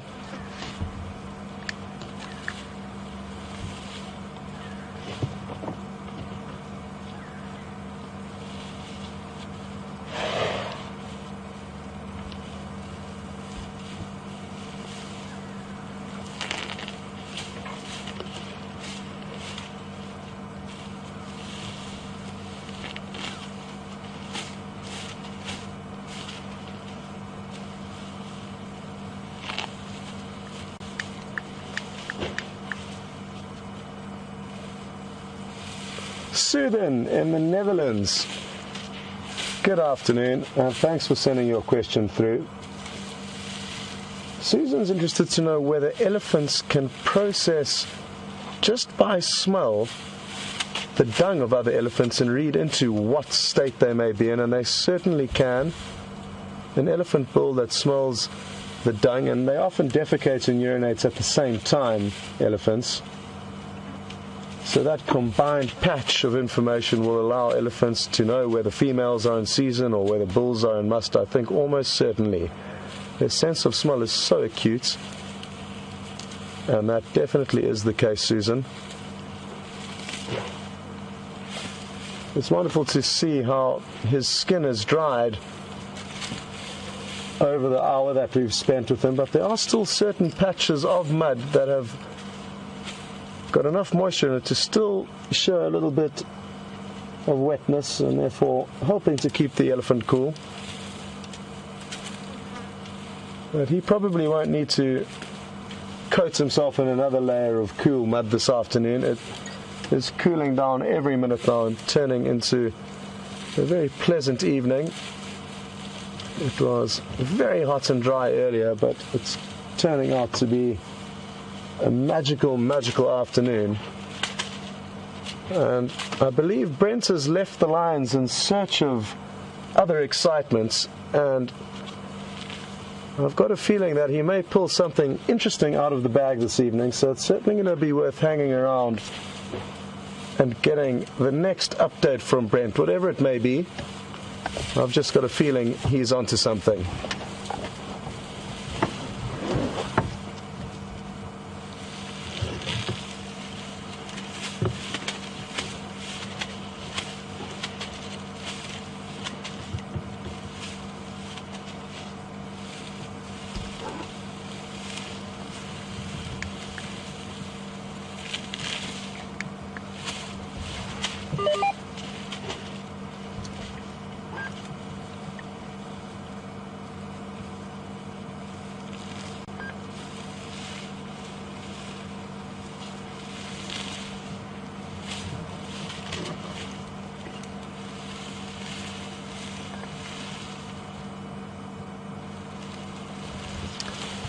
Good afternoon, Lynn, and thanks for sending this question through. Lynn would like to know what happens with tusks of elephants that have died. And it really does depend. In areas like this where there's a fair amount of human traffic, both in vehicles and the trackers on foot, searching and scouring the property every day, we'll probably know exactly where an elephant carcass is from all of the vultures feeding on it. And in this case, in the Sabi Sands, the ivory would be kept in a very safe and controlled environment and stored there. It will be property probably of the landowner, but it will have to be kept in a very secured and controlled environment due to the ivory poaching trade. So it's something that's monitored very closely. In remote areas of Africa where nobody may know when an elephant's died, the ivory will just lie there. And there's nothing that will decay the teeth. It will last for hundreds of years, just lying there. So it does depend on the area, but in most African countries, or most countries wherever there are elephants, if an animal dies, its tusks will be kept safely somewhere, and specific permits will be required in order to hold elephant tusks. You can't just have them in your house without any paperwork declaring where that ivory came from. So I hope that answers your question. And it is important to realize that in many, many parts of Africa, these animals get slaughtered daily.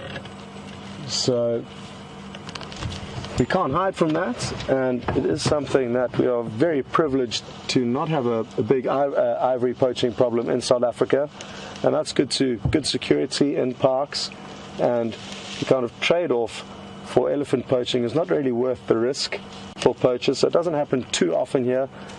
And that's a great testament to the conservation and the benefits of ecotourism, bringing people into these parks and sharing moments like this with people like you.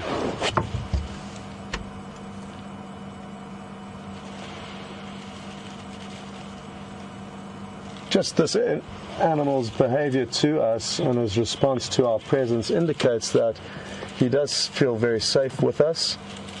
I've worked in certain areas where, because elephants have been poached, they hate the thought and sight and sound of humans, which is obviously very sad, because then we cannot spend afternoons enjoying sightings like this. We are often fleeing the scene hoping that they don't get a hold of us. And there's nothing worse than an angry elephant, or even an angry herd of elephant that has got a rage towards us as humans. Well, I think it's safe enough for us to reverse, for me to go stand under the tree where you reached up into earlier, so we can do a comparison of to how tall it is. Thank you very much for a wonderful afternoon, Mr. Bull.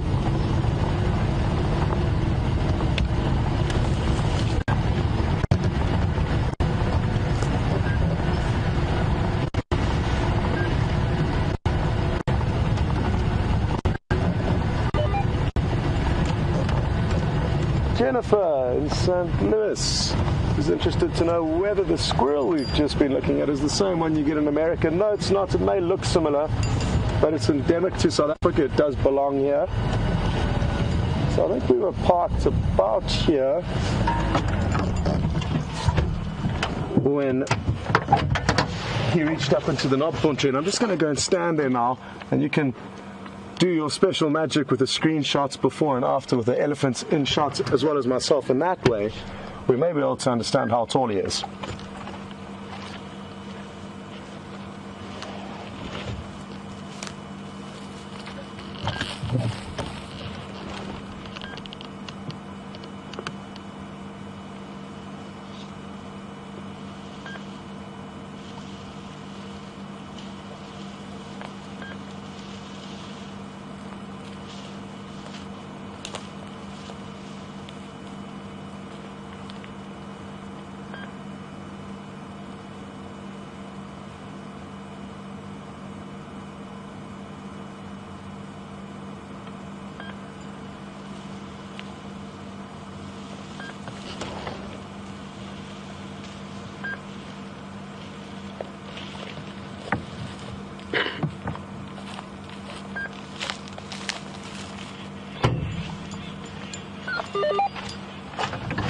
I did just have to take my time there to make sure we didn't interrupt this bull, but we spent so much time with him this afternoon that I've got a good idea of his mindset. And he did know I was walking there, but as soon as he noticed I was walking and I stopped and stood still and allowed him just to register and work out what's going on, he continued to feed, and then I continued under the tree and he wasn't too bothered, thankfully.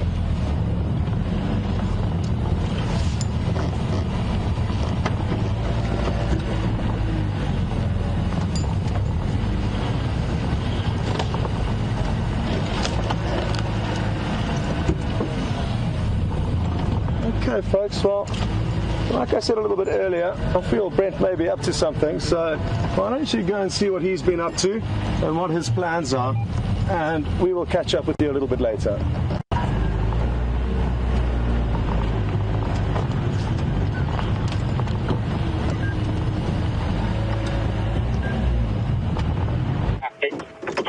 Welcome, guys. I managed to only get a leaf there. Stay with it. Let me just try to get going. Deal with red again. Apologies for not staying. But I'm going to try and show you the tree that I picked the leaf from first. And while I jump back in the car. It's not the most common in this part of the Sabi Sands, but you do see it quite often in other parts. Quite a nice tree. This is a very small version, and it's the reason we stopped on it, because we don't see it too often. I know there are some big ones around Twin Dams, but it is quite a difficult one. I'm going to show you the leaf now. I'm going to pop it up on the dash. So, it is a difficult one, but I have faith in you guys out there. Can anyone identify what tree this is? And if you can, you should send your answers via email to questions@wildearth.tv, or if you're on Twitter, just use the hashtag Safari Live. So I'm going to tell you a bit more about this tree, which might help some of you come to find the answer to what the tree is. They are quite often towards the end of the dry season, not always, they are fed on by a very unique type of beetle called a frog hopper beetle or a spittle bug. And what happens is that they mass congregate on a couple of different species of trees, this in particular being one of them, and they ingest sap from the tree at an incredibly fast rate. And they excrete almost pure water at almost the same speed, which sometimes gives the impression when you're underneath the tree that it might be raining. So that's a very big clue into what tree that is. I'm just really hoping this male leopard pops out around here. So just to update you, for those who weren't with us earlier or might have just logged in, or maybe even a new viewer, over the Game Drive radio, I got a report that there was a male leopard heading towards our boundary, and he went into a thick area, this area right in front of us. He was heading due south, so almost exactly where we're sitting right now, and he was left probably about 250 meters from here, and the guy seemed quite confident that the animal was going to keep moving. So what Brian and I have done is positioned ourselves facing due north, and the animal's supposed to be coming due south, and we've got a really nice long view down the boundary to both sides of us, and we're paying a bit of a guessing or a hit and hope, and hoping we have some luck on our side this afternoon. It is a relatively good chance that he is going to pop out if he was moving, and we all know Mvula's been on a mission. We're not quite sure why, but he has been cruising up and down. The person who saw the leopard isn't as familiar with the leopards as some of the people around here, so I wasn't able to get an ID on that leopard, but this is the general area where Mvula's been moving a lot and calling, and so that's really, really interesting. So it looks like there's quite a lot of action happening with the lions and leopards at the moment. So just to let you know, I had a chat earlier today with Sean, one of the guides from Arathusa, and he's been telling me about this new male that's been pushing in from the west, from a place called Ottawa, and which is the name of a farm, not in Ottawa in Canada. And this leopard they call the Anderson male, and he's pushing into Tingana's territory, which might mean Mvula's going to... Anderson's pushing into Tingana's territory, which is causing Mvula to push into... causing Tingana to push into Mvula's territory. So there's quite possibly going to be quite an interesting sort of dynamic between the male, those three male leopards. And who's to know who's to north of Mvula's territory? Could there be another male leopard? I know I heard from Yors, who's one of the landowners in this area. They've seen an unrelaxed male leopard not very far from where we're sitting right now, so who's also about 6-7 years old, so in his prime. So Mvula might be feeling pressure from both sides, and that's why he's marching around and calling so much at the moment. So quite an interesting time coming up in the next... Sorry, I just thought I saw something down the road there. In the next couple of months with the leopards, and then also with the lions, if these two young Styx male lions decide to start spending more time and start putting pressure on the Matimbas. They're already putting pressure on the Majingalans in the south. So it's going to be very, very interesting. Exciting time to be based in this part of the Lowveld.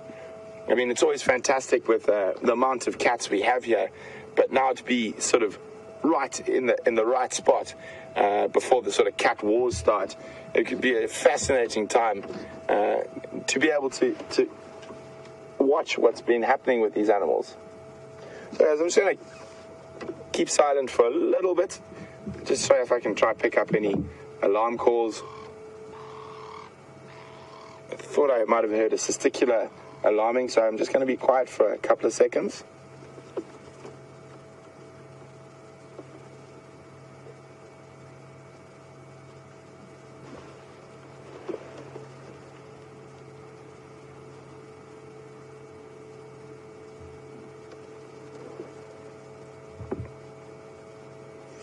Nothing yet.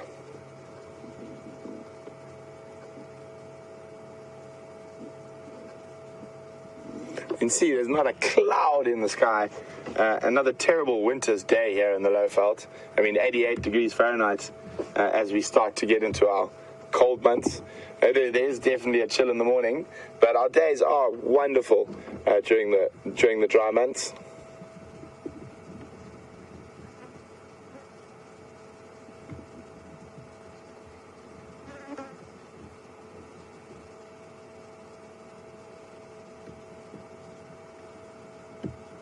So guys, while we're sitting here waiting for the leopard to possibly arrive, and then Brian's showing you, we can see far down the road.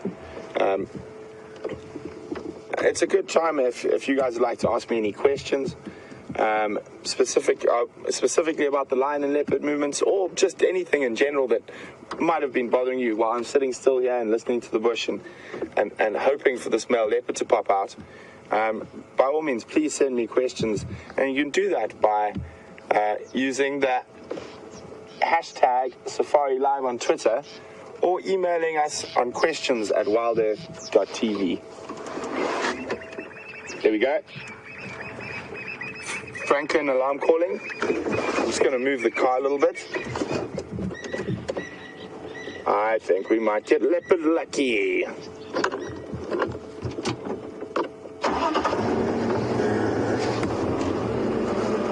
So, how's that for a good guess? Well, I suppose I shouldn't count my Franklins before they've hatched, but that burst of Franklins you heard, that is a very good sign that there's a predator there, and the fact that the last report I had of this leopard was heading in this direction. So I'm still going to make sure I've got a long distance visual both ways up and down the road, but obviously now I'm going to be far more focused on this little patch of bush in front of me where those Franklin alarm called. Still alarm calling. And I know those of you who have watched regularly might have heard me say patience is the most important weapon in your arsenal out here in the bush in terms of finding animals. I can hear tiny little birds called waxbills alarm calling now as well.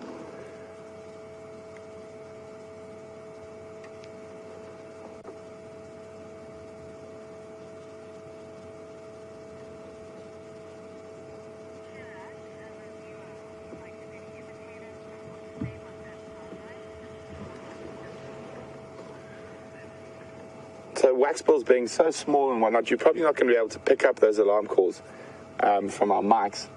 It's very difficult to describe, but it's a very high-pitched sort of, but even higher-pitched, I'm afraid. I can't make that noise, but I think... Sorry, I'm just going to listen again.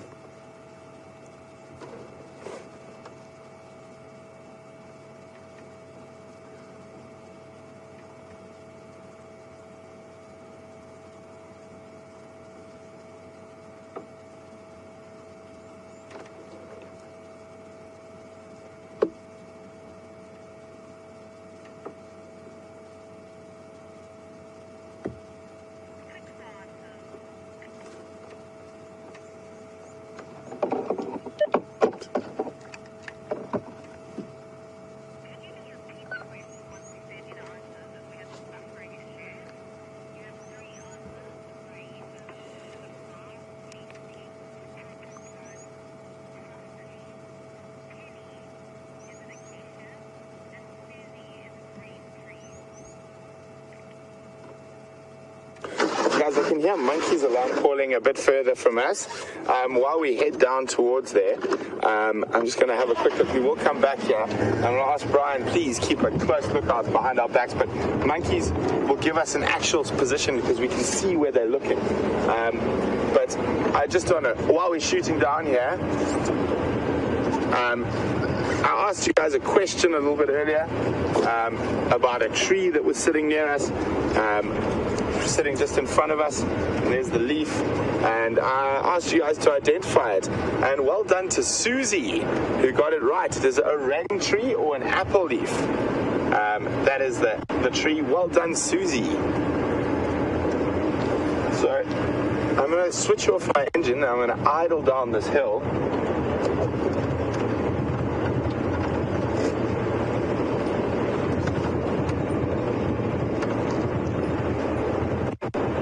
It's always more difficult for me to try sort of find an animal that someone's lost than to sort of start on tracks and work out where he's going.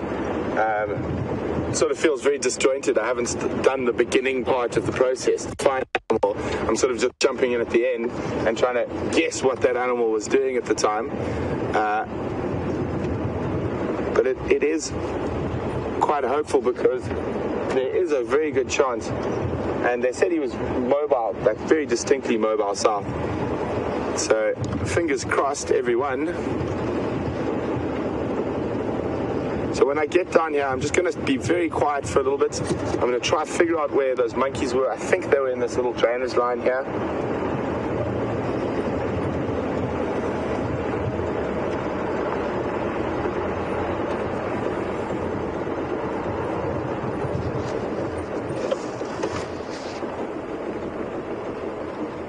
There's some buffalo down at that dam as well.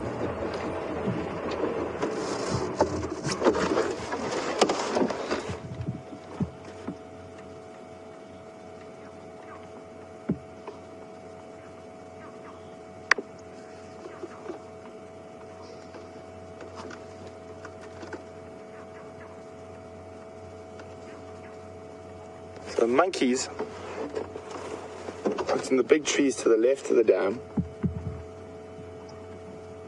They can see from quite a distance. So, just looking very carefully. I don't know if you guys can pick that up on mic.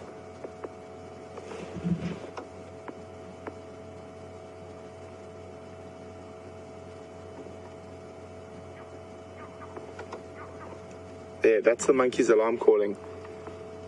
So it is possible that when that leopard went into this drainage line that flows into this dam, it decided to follow the dam down, or the drainage line down towards the dam rather than to keep going through the bush.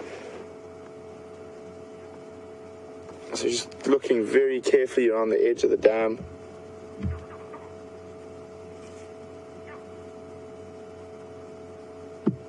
That monkey's definitely seen something.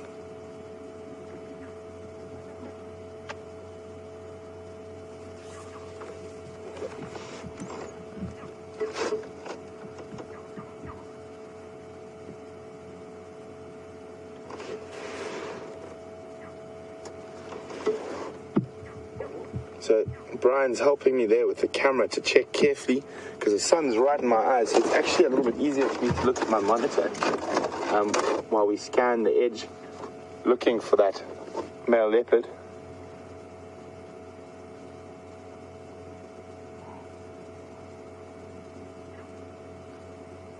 Might have come down for a drink. Monkeys have incredibly good eyesight. Brian's definitely making my life a little bit easier now. I don't have to stare into the sun. Possibly it could be on the other side of that dam wall. I'm just going to go forward a little bit. Unfortunately, there is a dip where sometimes we do have a bit of signal issues. So please bear with me as I go through there. I'm just really hoping that we can spot this leopard for you guys. Still checking behind me to make sure that it's quite possible this leopard could be, this monkeys could be allowing it a lion or another leopard. So we are still checking the long boundary road behind us to make sure he doesn't sneak behind us.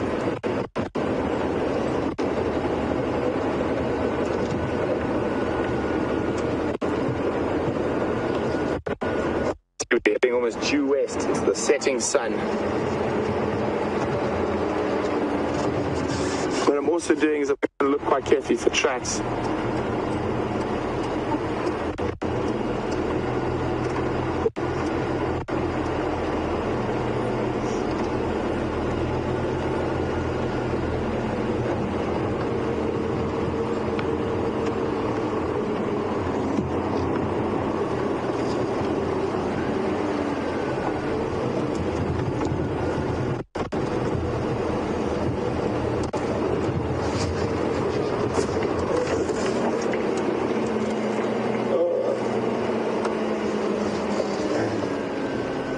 So there's a male lion tracks here. I think these two male lion tracks belong to those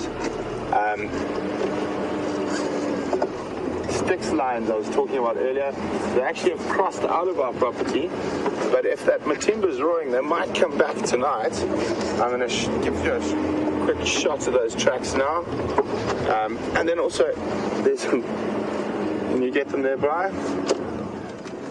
I'm just going to jump out of the car quickly. I'll put my hand next to the track to give you an idea of how big it is.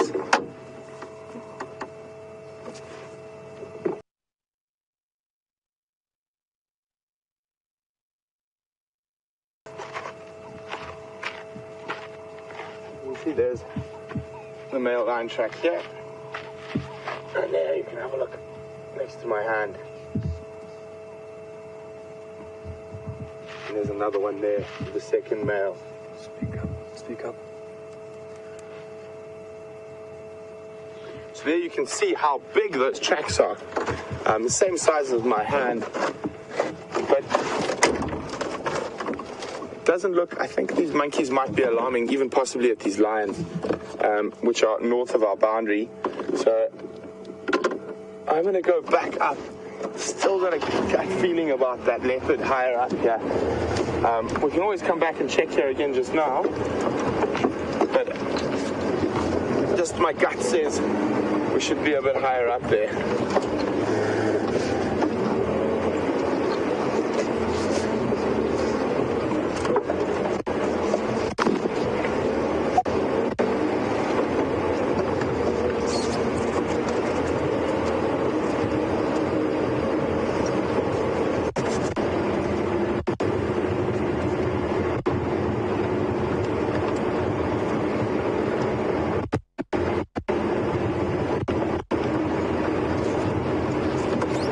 Guys, just to confirm, the dam we're just looking at from the boundary is a dam called Sydney's Dam. There's quite a few hippo in it and some buffalo bulls around the edge, but no cats today. Those of you who've been watching for quite a long time, you know we've quite often seen the Nkuhuma Pride on that open piece of ground leading up to the dam.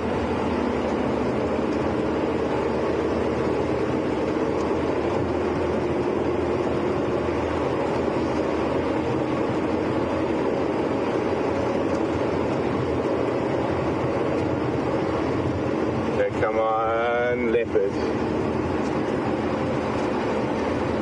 Don't think he would have snuck behind us just yet. Have been keeping my eyes peeled. Brian and I both have been checking behind us constantly while we're going the other way.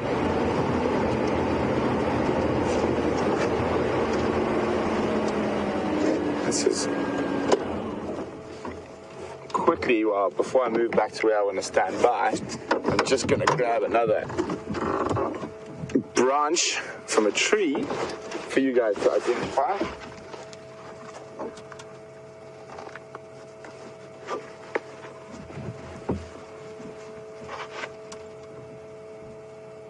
So guys, I just think I've seen something. I will go to the tree. I'm just grabbing I'm just trying to look into the bush there. Whatever it was turned off. Did you see that, Brian? I didn't. It just looked like something walking on the... Oh, there. Did you see it? It was a person at the entrance gate. I just saw that movement and I got really excited. See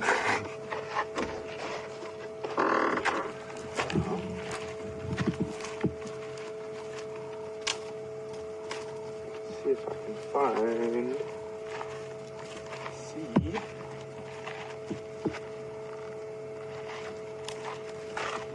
Gonna have to do for now.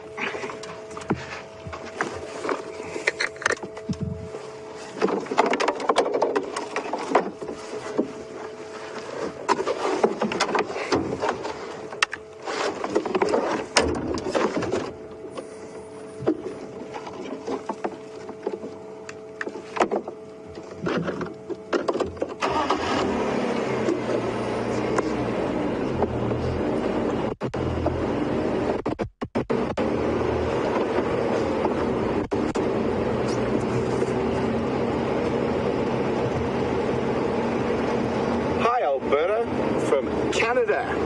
Alberta would like to know, do we have other cats apart from the big ones like lions and leopards and cheetahs?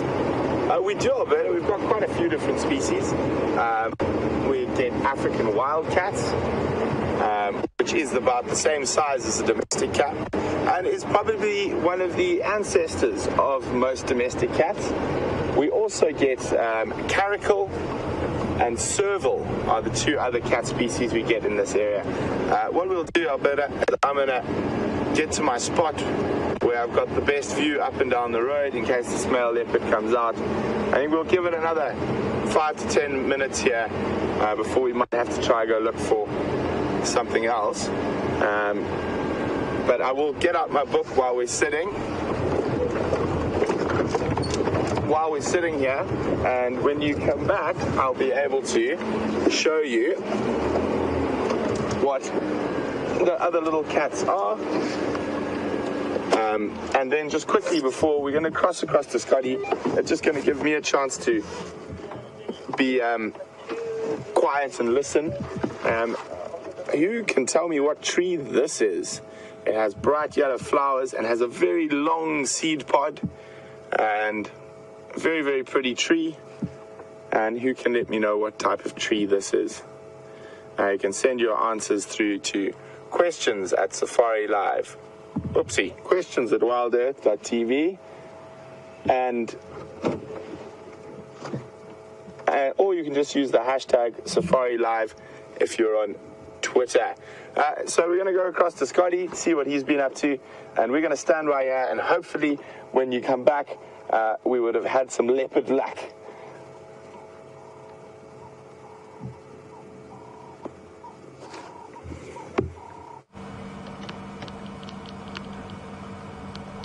Welcome to Treehouse Dam, and it sounds like there certainly could be something slinking through the grass where you've been searching with Brent. Always very exciting stuff following up on alarm calls. And while you've been there, we've been parked here waiting patiently, hoping to hear some alarm calls or any clues that will help us to piece together the puzzle of where the lion and leopard are hiding at the moment. Obviously the Nkuhuma Pride is spoken for at Buffelshoek Dam, but there were other males that came onto our property last night, at least one. And I'm sure there's some leopard lurking about, we're just not sure where they are. And here at Treehouse Dam, it's just 2 big buffalo bulls and this lone hippo. The hippo did get a little bit excited earlier, which was really cool. He tossed his mouth high into the air and opened up his mouth, throwing water everywhere. But now you can see he's completely relaxed again. Maybe his stomach's beginning to rumble with hunger. They are nocturnal feeders and spend the entire night out looking for food. They can cover many miles in search of food every evening, up to 10 miles. Is an average distance that they can travel, especially in winter when there's not as much food around. Well, we are going to continue, so come along with us and let's see what we can find. We're about to drive one of my favorite roads called Treehouse Road. We're only going to be driving one half of it, and it's a beautiful, beautiful area that we go through. There's a marula grove on our left-hand side that you will see shortly. And in this golden hour of sunlight, it's going to be absolutely magical driving through here.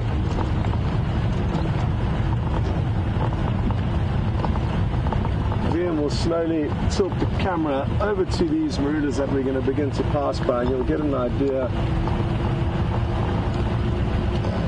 of the afternoon and the environment that we're in. It's a beautiful environment for leopards. They love marula trees, and you can see a few of them now beginning to appear. As we're driving, you'll notice it's a tree with very few leaves on, and it's got very horizontal branches. I'm going to stop in the next little gap, but once I've pointed it out to you, there's 2 in shot now. Once I've stopped and pointed them out to you, they'll be easy for you to identify going forward.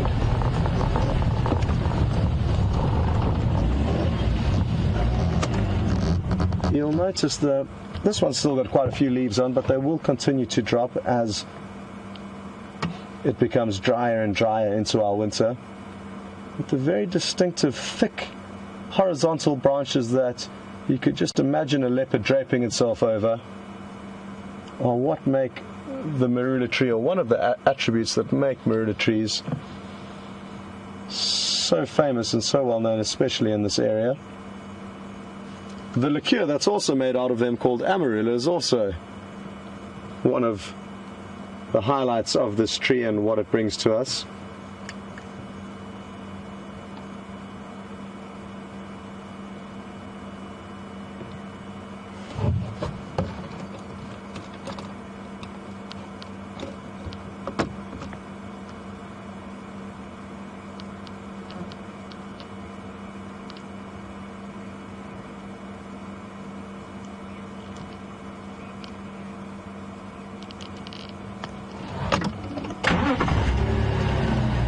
Good evening to Jimelin in Oklahoma.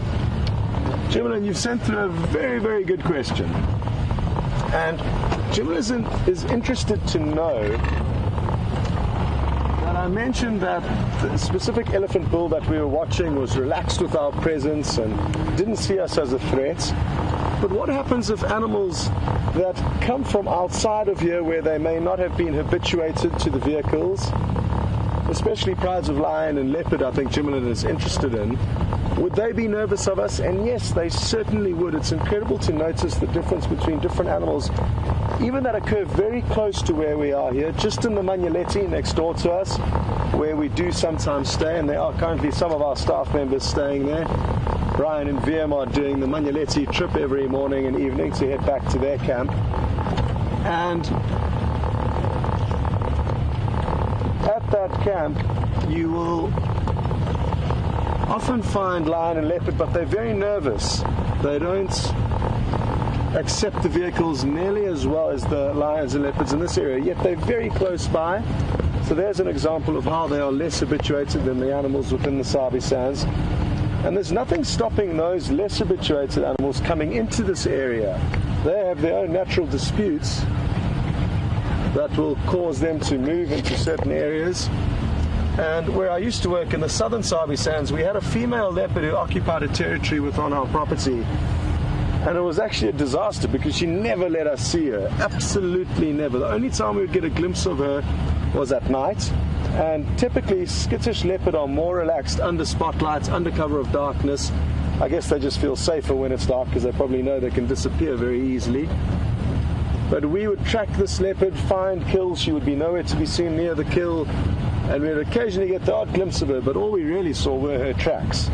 And that's a prime example of a leopard moving from out of the Sabi Sands into the Sabi Sands and not really habituating over time, because it needs to happen almost from birth. All of the cubs that get born in the Sabi Sands get exposed to vehicles in a very gentle and slow manner.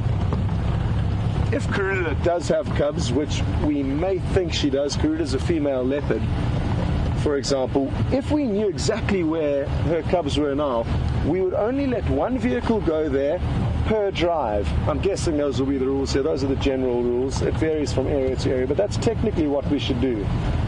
So very slowly, even if the cub's not seeing us, even if it's within its den site, within a cave or a burrow, at least it's hearing the engine of the vehicle and hearing our voices. And then from when it starts to pop out of the den sites and start to grow and we get to see it more, we slowly increase the vehicles and increase the time spent with them, but again, very gently and slowly to ensure that they don't get scared of us. And this results in us having quality sightings like we do today. And this has taken many years to get to this level.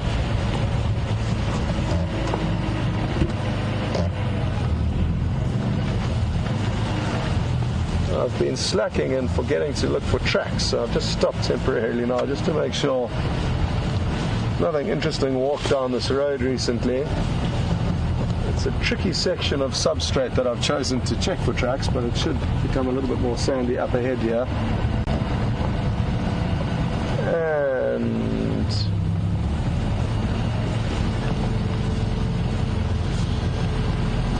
nothing serious to report here. A few antelope, impala and kudu walk past. Great question though, Jimelin, and thanks for sending that through. I hope I answered your question. And please feel free to send more questions through. For any of you who are new to the show, welcome on board. And it's important to remember that it's a live show, and not only is it live, but you can ask us questions at any stage.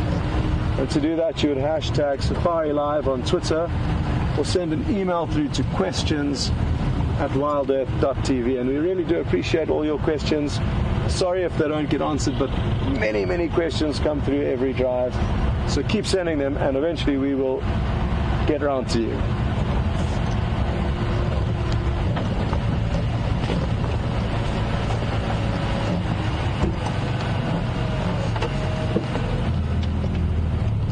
Some hyena tracks in all likelihood from last night coming down the road towards us.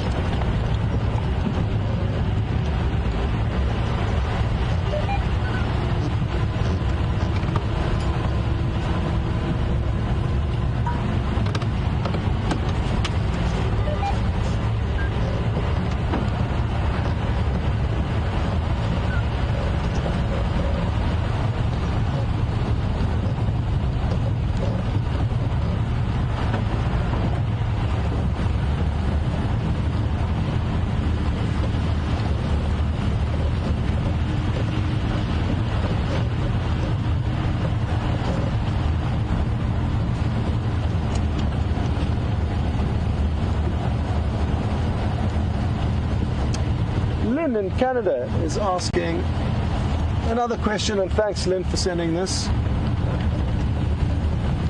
Lynn would like to know what is going to happen with Nkuhuma in quarantine, 2 young male leopards that are at the points, already past the point where they could well have moved out of their home range territory where they grew up. It's normal for young male leopards to be booted out of home by their mother, but they're allowed to basically stay on her land, but she just doesn't want to have anything to do with them because they eat too much food, and she's going to be busy concentrating on raising her next litter. So that's currently what's happened, and they've been living within her territory for probably a bit longer than normal. They're approaching 2.5 years of age. And any time from now, we could start expecting to see less and less of them, and almost it could happen that one day they disappear and they're gone for good. That will depend on the dominant males in this area.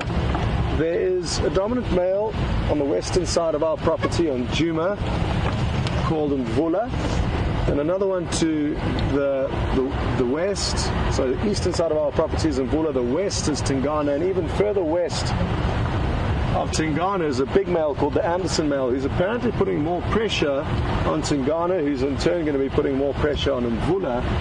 And this added pressure from the dominant males is possibly going to cause either Mvula or one of these dominant males that's pushing onto this property now. It's probably going to cause one of them to come across quarantine or Nkuhuma and chase them out of here. Either their father or other dominant males, they are going to steer clear of. They are not big enough yet to compete with them.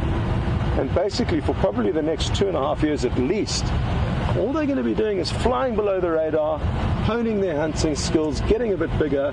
Until around 5 years of age, they may begin starting to confront dominant males.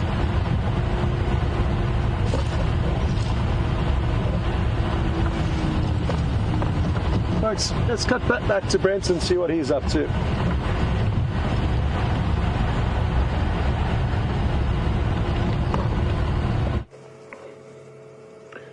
Welcome back, everyone. As you can see, the sun is dipping behind the Drakensberg Mountains to the west of us. Still no luck with that leopard, but we will stay in the area for a little bit longer. And such a magnificent setting to spend a few minutes in just watching the sun disappear. So that mountain range you can see in the far distance there is the Drakensberg. And if I remember correctly, it's the longest mountain range in Africa. And it extends all the way from the eastern cape of South Africa right the way through to near the Zimbabwean border. And the name Drakensberg basically translates to Dragon's Mountains. So the first Dutch settlers that came into this area sort of decided that there must be dragons living in there. With a lot of the initial exploring of Africa, there was that sort of whole hinterland was just caricatures of fearsome beasts and mythical creatures. because no one had ever been there.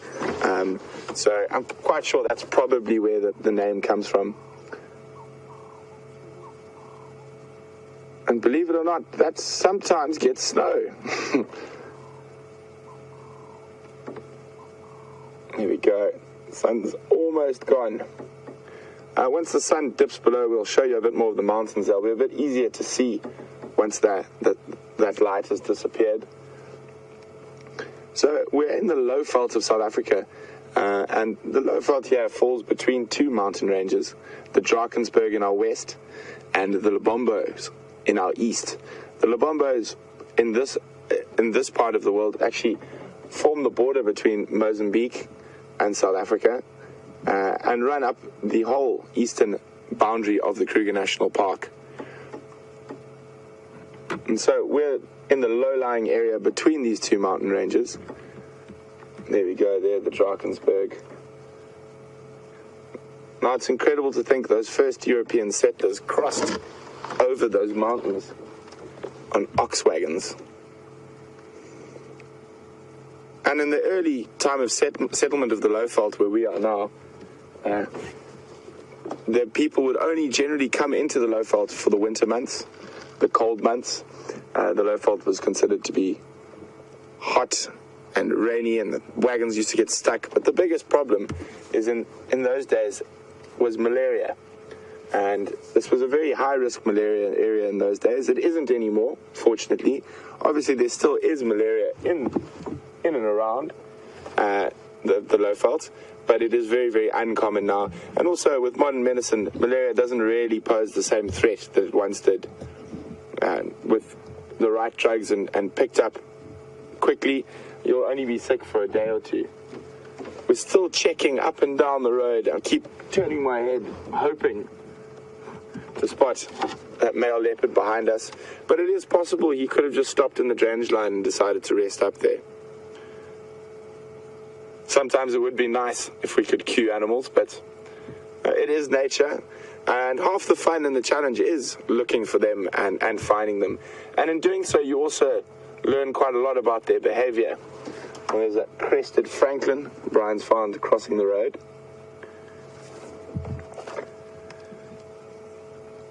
So we've given this area quite a long look, and I'm not hearing any more alarm calls than that.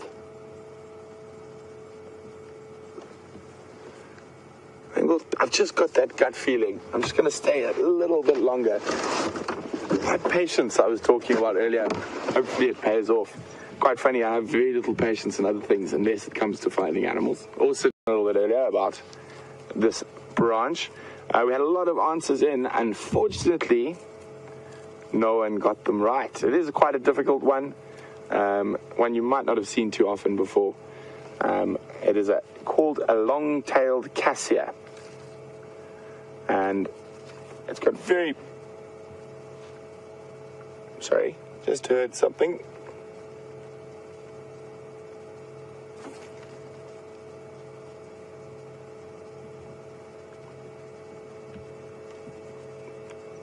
Maybe it sounds like a buffalo in the bush there. It's got very, very pretty yellow flowers, but unfortunately at this time of the year, no flowers, and it's got a really long pod. That's where the long-tailed in the name comes from. It's got a very furry long pod. Oh, there's a buffalo. Two buffalo, in fact, just wandering past us. Thought I heard something. Oh, there's one in the road as well. I thought I heard a buffalo. But I think it was Alberta earlier also asked me about the smaller cat species that occur in this area. And I said I would show you, and I nearly forgot. Sorry about that. That just came back to me. And isn't that lucky? Nice buffalo. Still constantly checking the road backwards and forwards, hoping for that leopard.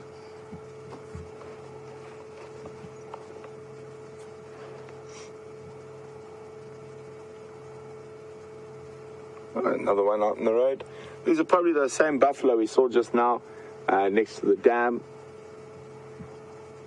So what they're doing is they're moving away from the water's edge, where it'll get really cold at night, and they're coming to sleep up on the high ground on the crests, where it's going to be warmer during the night. And also possibly a bit safer, less likely to have predators coming down, or lions might be coming down to drink, so they'll be up on the crests away from the water points.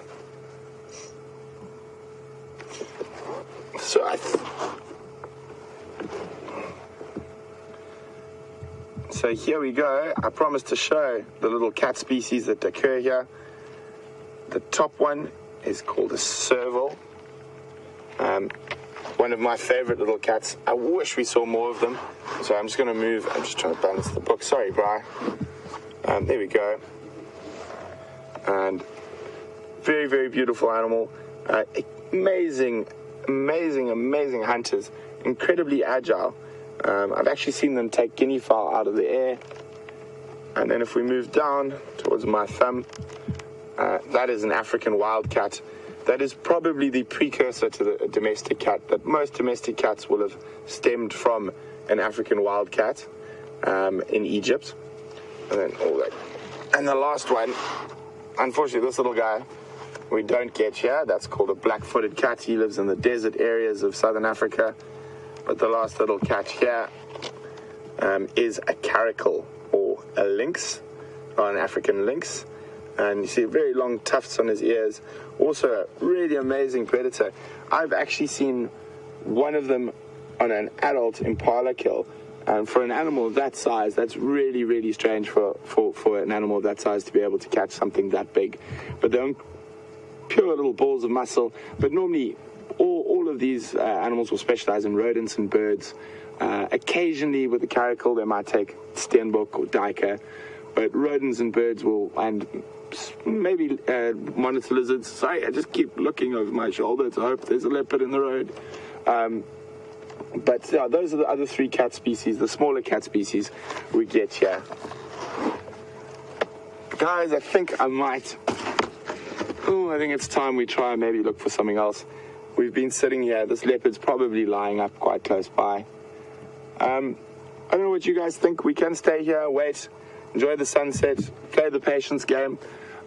We do have enough time to go back to the Pride of Lions in case they are decided to go down to the dam or drink. But it is a gamble, they might move. So you guys let me know what you'd like to do.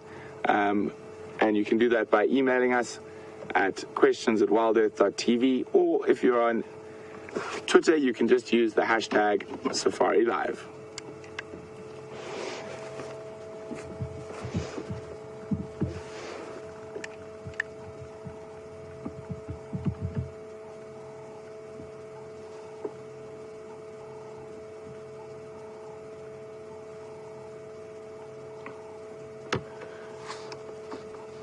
Hi, Lisa. Welcome on Drive this evening, on the Sunset Drive. Lisa would like to know what is the most invasive plant we get here in the Sabi Sands. There are a couple. One of the really bad ones, but that normally occurs around the bigger drainage systems, is a thing called chromalina. And what that does, it actually grows on the sandbanks and chokes up the sandbanks, which affects animals like crocodiles breeding. Whereas a crocodile, eggs, depending on how much shade and whatnot, and the warmth and the heat that nest gets, depends whether all the babies are hatched as males, all the babies are hatched as females. So with the shade, you get a very big curve in females and very few males, which obviously having too much of either in any species is a problem. Then you also get another plant called Lantana camara, which is from South America. Very, very pretty. Originally brought out to Africa as a sort of hedge. It's got lots of bright colors in the flowers. It's pink, purple, and orange little flowers. But it's also very highly noxious. I mean, even if domestic animals eat it, they can die. There is quite a bit of that. Again, that is sort of based around the rivers. Sorry, just one quick check up and down the road. And then also, then in our area, it's actually a flower. I think earlier in the year, you would have seen quite a lot of them on Drive. Very check up and down the road. And then also then in our area, it's actually... Welcome back, everyone. And in this marula tree, there doesn't appear to be anything, but if we look a bit closer, you will begin to notice that there are two very rare birds that we very seldom see. The last time I think they were seen was with Mark a couple of months ago. And just to let you know, Mark should be back around the 16th or 17th from his leave. Anyway, these are ground hornbills. Very, very rare birds, beautiful birds. And in the whole of the Kruger National Park, which is about 3 million hectares, there's only about 250 of these birds. So their population is vulnerable, and we don't see them very often. You can see it's got a very big beak that it's holding open. It may have a little snack wedged in there. I haven't been able to look very closely. It may have a snack there that it's carrying. Or it may simply have its mouth open because it's a warm evening, and that's how they cool down. Oh, there goes one. You would have just seen the tree move and caught a wing flapping. And I'm fairly certain this next one is going to follow suit. There were initially 3 in the tree. There were about 4 or 5. We saw them flying off in this direction from a distance. And initially there were 3 in this tree. Then the second has just left, and it's just the third now on its own. And will it go and join the rest? I'm fairly certain it will. And as it flies off, you'll notice its size a little bit better. You can't see much now with the silhouette, as most of its body is covered by branches. But because we do see them so seldomly, we definitely did think it was worthwhile. And unfortunately, it sounds like the squirrels in Franklin were leading you and Brent on a tricky hunt up on Buffelshoek cut line. There we go. Awesome. So they can fly. They don't fly very much and spend their whole day walking around looking for food. They hunt for many small animals as they feed through the grasslands of this area. They can feed on snakes, dwarf mongoose, reptiles, insects. They're highly, highly carnivorous, and interestingly enough, they can sometimes actually carry gifts to other members of the flock in terms of food, and often brightly colored food tends to be a more favorable dish and a better present from one bird to give to another. Let's carry on and see where they've gone. I'm very happy we're sitting in this area silently. It is the general area where I had the final tracks of a male lion this morning. He was heading up and down all over the show. He came in from the south, got to around Nkuhuma Dam, and then he veered back to the south again. So his original direction was straight north, and then he turned around almost on his own tracks and headed back south, which made for a little bit of confusion this morning. They typically head in one direction until they stop for a day, but for it to turn around immediately is interesting. And there's word that there's 2 males from the Styx Pride that have been chasing the Matimba males and trying to teach them a lesson. And wouldn't that be incredible to see, Brent? And I did search for tracks of these Styx males, which again are also apparently in the area of Nkuhuma.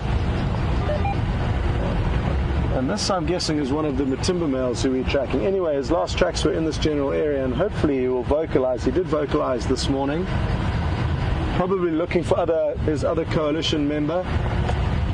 They were initially a coalition of 4, but they've split up into 2 groups of 2 now. And they could have been split up by the Styx males, who are apparently in a better fighting condition than the older Matimba males.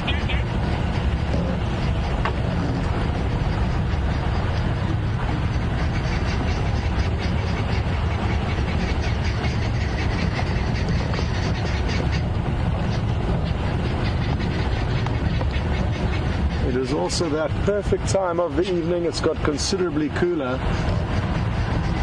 And I wouldn't be hugely surprised to see a male lion walking down the road towards us now, whereas an hour ago I would. It was extremely hot an hour ago.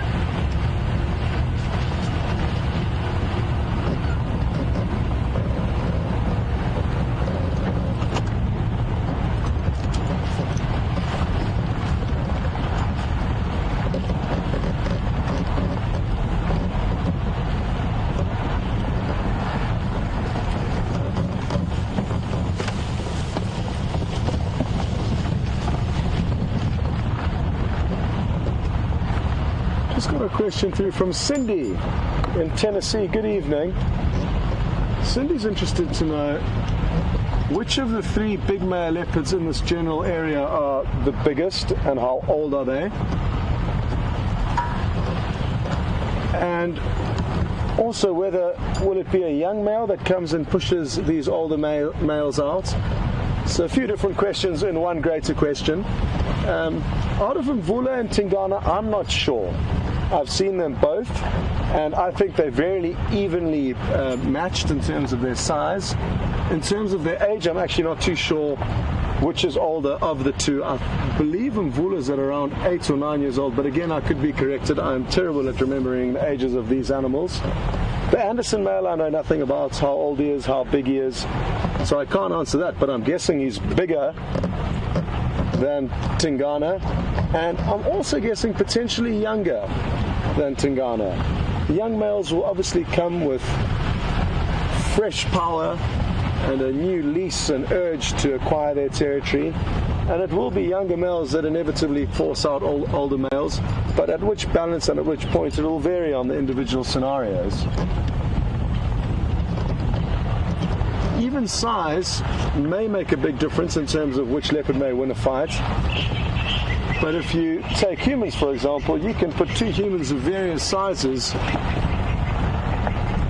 into a fight, and the smaller person may win. So it's not a guarantee that size will mean one leopard's dominance over another.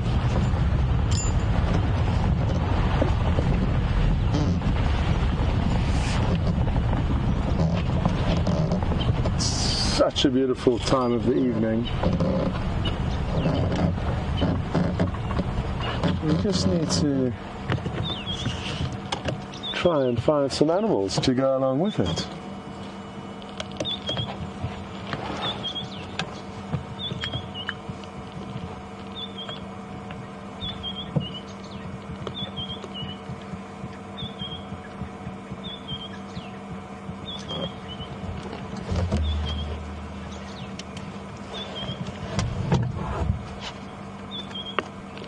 Good afternoon or good evening, Astralina, and thank you for asking me to do this. I should have done this earlier, I wasn't thinking very clearly.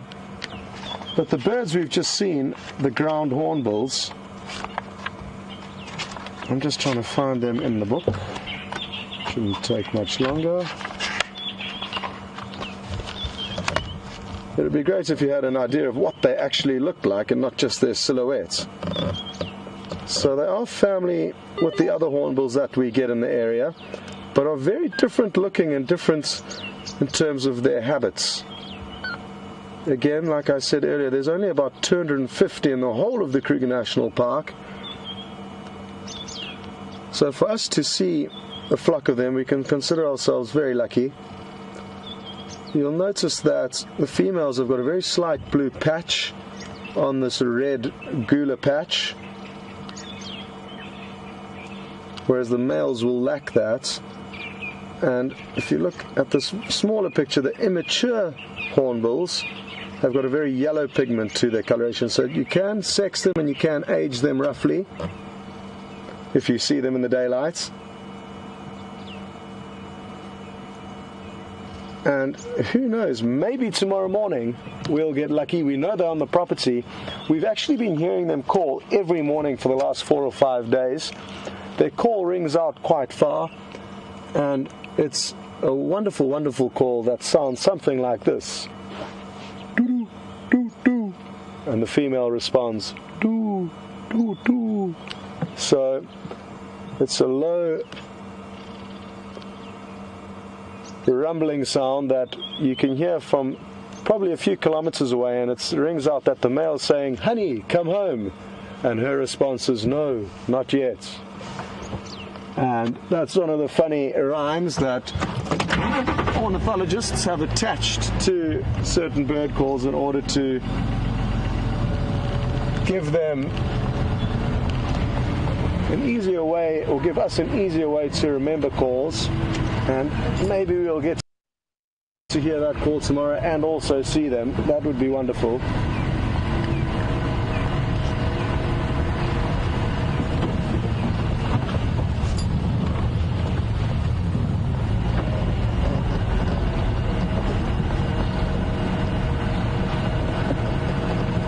Christy on Twitter has brought up a good point and would like to know whether that these are considered endangered, and I think it's just one level below endangered, and that is that they are vulnerable. I think the next level would be endangered, and I'm not sure exactly who determines the cut-off points in terms of what number they will become endangered at or critically endangered at.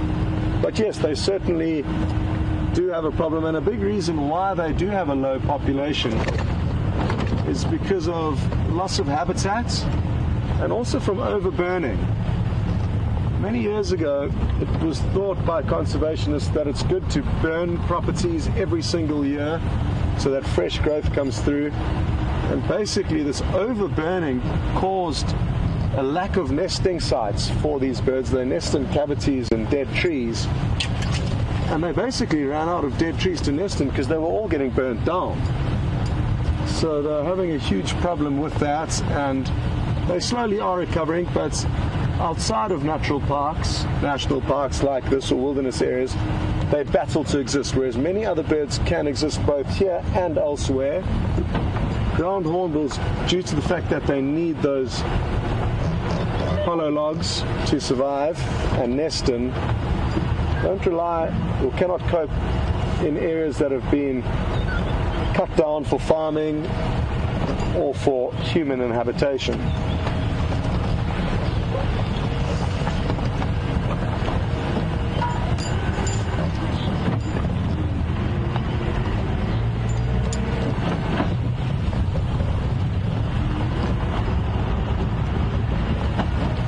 Folks, it sounds like Brent is approaching the Nkuhuma Pride of lions, and I think it's a good opportunity for you to join in with him and see what's happening as he arrives. So I hope you have a great sighting, and we're going to keep searching around for anything interesting here. See you later.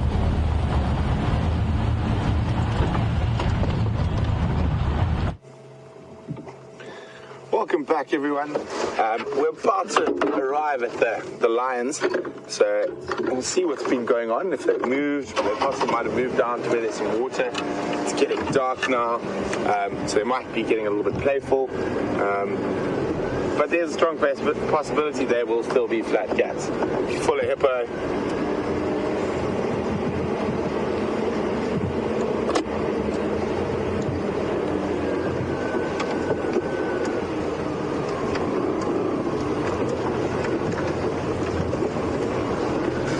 it's going to be quite interesting to see if they actually have moved, or whether they're lying up, and whether that female's relinquished her piece of hippo hide.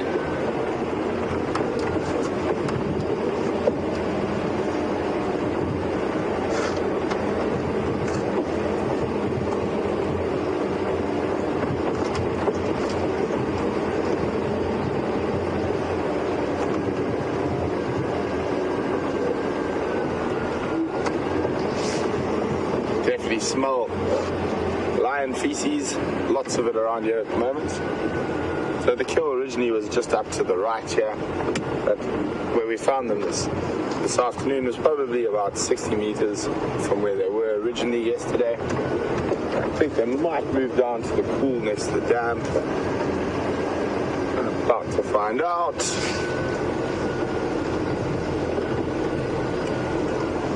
Let's see. Doesn't look like they've moved, but I saw some white bellies off to the side. I just want to double check no one else is, that one of them hasn't moved on.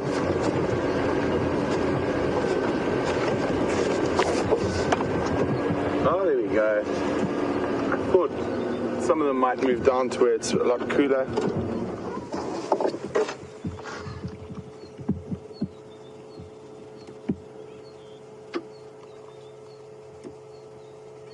Maybe we'll go have a quick check where the others are, and we might come back here because there's still a hippo in the dam. It might leave the dam while we're here and set into as twilight is beginning to end.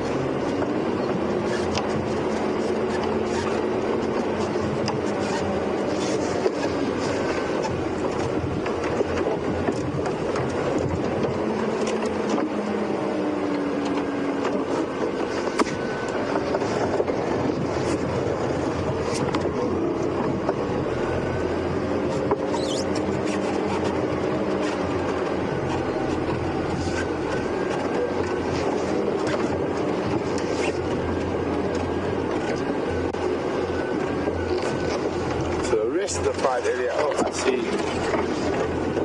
The young male looks like he's got hold of the piece of skin.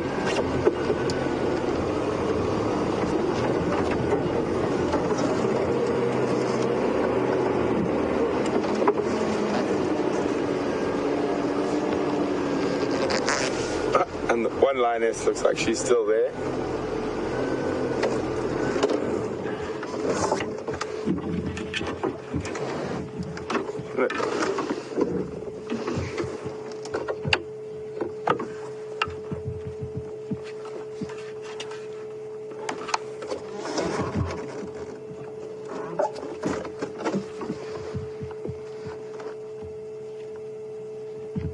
You see him using those teeth we spoke about yesterday when he turns his head to the side, the premolars that are sharpened. So unlike most animals, when it comes to lions and leopards, there's very little grinding capability in their teeth.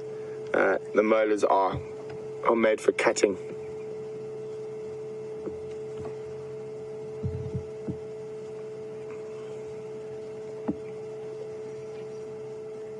That is one tough piece of skin. And they're just trying to get every little morsel of it. So I don't know if you guys could hear that. That wasn't a bone, that was just cutting through the skin.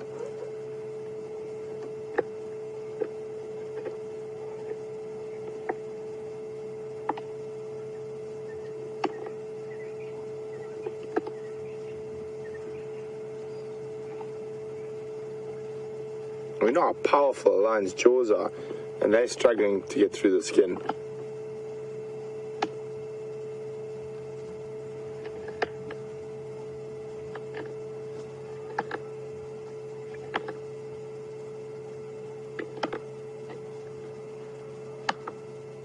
He's using his paws to hold it down.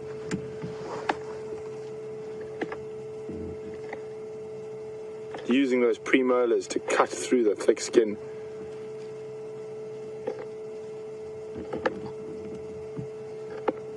Get every tiny bit of fat off that hippo hide.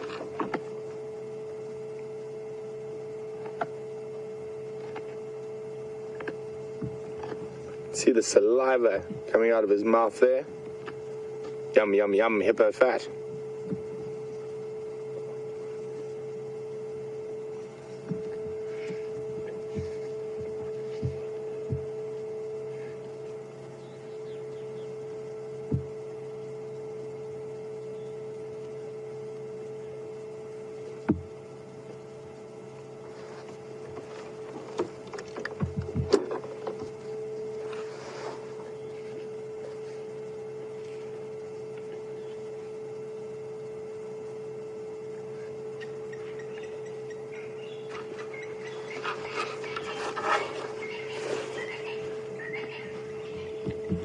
Evening, Lynn. Welcome on the Sunset Safari. Lynn is from Michigan. Lynn would like to know, with lions, the cub mortality rate's very high, and is this because of... Oh. Hang on. I can't see whether it's another lion. It is another lion. Defending the piece of skin. Sorry, Lynn. Bit sidetracked there by the growling lions. Solon, the reason lion cubs have such a high mortality rate is not only because of being hurt around carcasses, it's because of other predators as well, because during their first month or two of life, they're quite often left alone while the lioness goes to hunt. I'm just going to try reposition so you can see what's going on the other side. And they are found quite often by hyenas, leopards, and even other male lions, and even other lion prides. And they will all kill those cubs. It was one of the sub-adults that just snuck up there. The way he started looking, I thought it might have been, I was actually sort of hoping it was possibly something like a hyena, but I think we would have got a much bigger response if it was a hyena.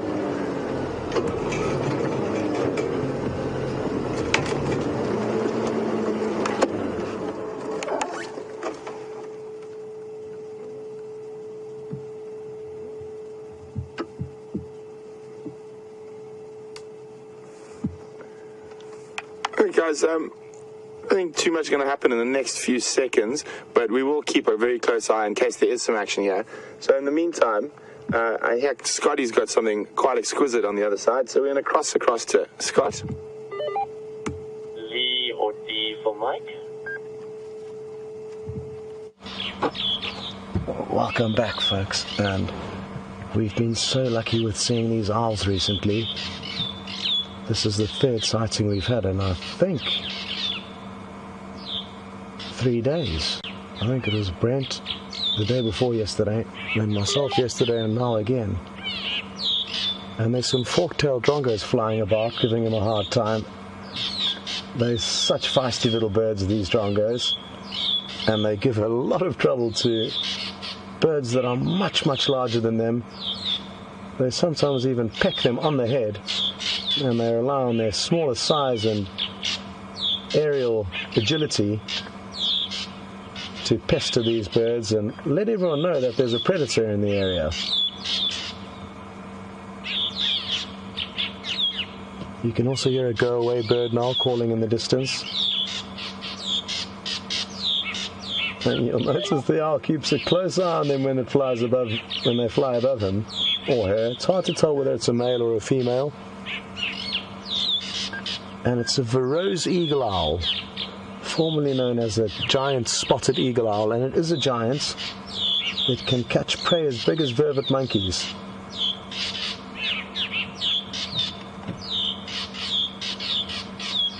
Now, as VM zooms in, watch closely. It's got beautiful pink eyelids, and you'll notice them especially when it blinks its eyes.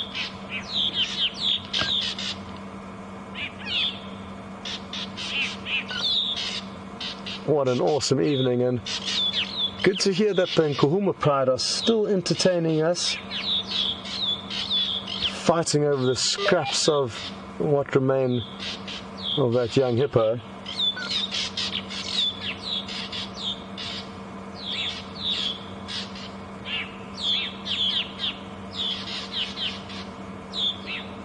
The last time we saw an owl, and it could be the same one, it's very close, less than a quarter of a mile from where I saw the owl the last time, and we were so fortunate. We watched it for long, and we could see it listening off to the left. It heard something rustling in the grass, and it flew off from about 50 or 60 yards and plomped down into the grass and caught what we think would be a bushveld gerbil. It was a small animal that had gobbled up in just a few mouthfuls.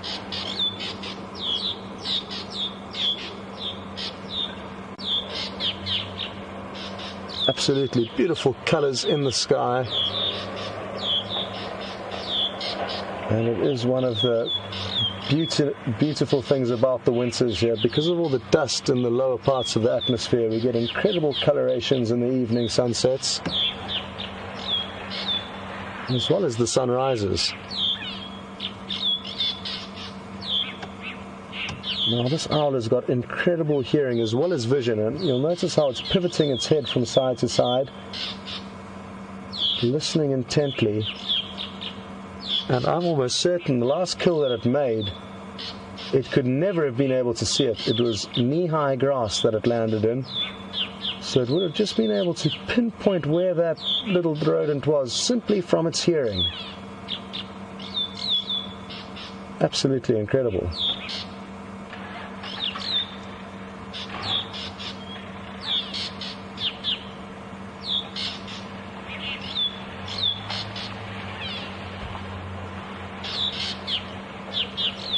Well, there's only a few minutes left, so I'm going to say goodbye.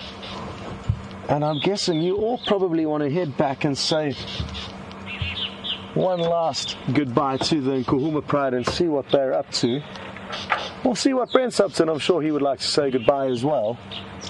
But thank you so much for joining into this evening's drive, and I hope you've enjoyed everything about it.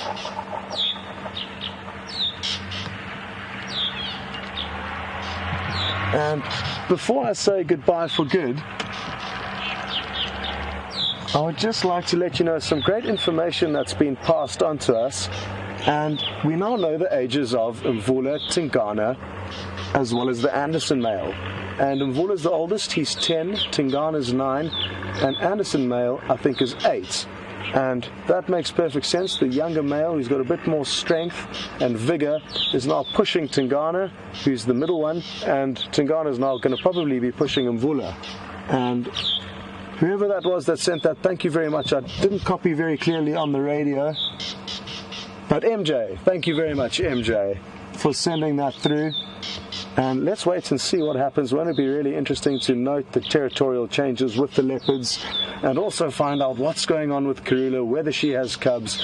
It will unfold. We just have to be patient, but there are great prospects. Anyway, big thanks to VM and Nikki and Tara in Final Control. We'll see you all tomorrow.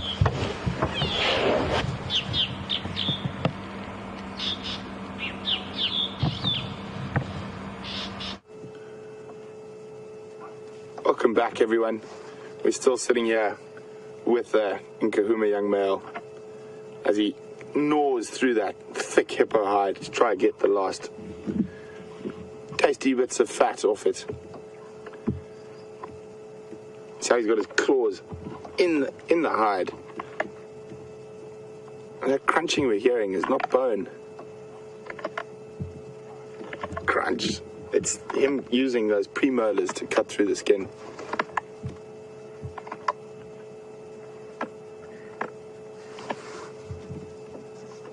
Right, it's amazing to watch.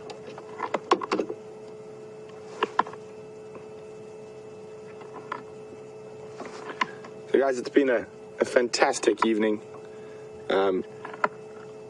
I've had an absolutely wonderful time having you guys on my vehicle with me. We've seen a little bit of growling lions, had some great ellies, followed up on a leopard. Unfortunately, we weren't able to find him, but we did get a spectacular sunset and a view of the Drakensberg, and a chance to answer some of your questions and a chance to test your knowledge. I'm going to have to definitely try find a nice big long-tailed cassia at some point that we can show you, so I can teach you that tree properly. And now we've come back to the Nkuhuma Pride.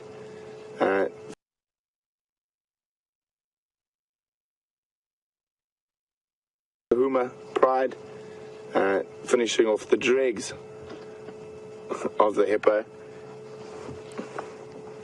And there's a lioness lying right next to the male, but she doesn't look too interested in what's going on with that.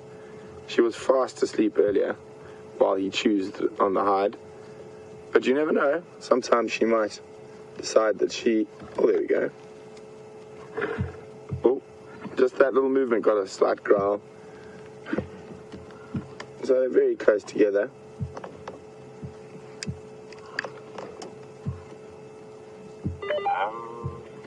Range for Andrew here?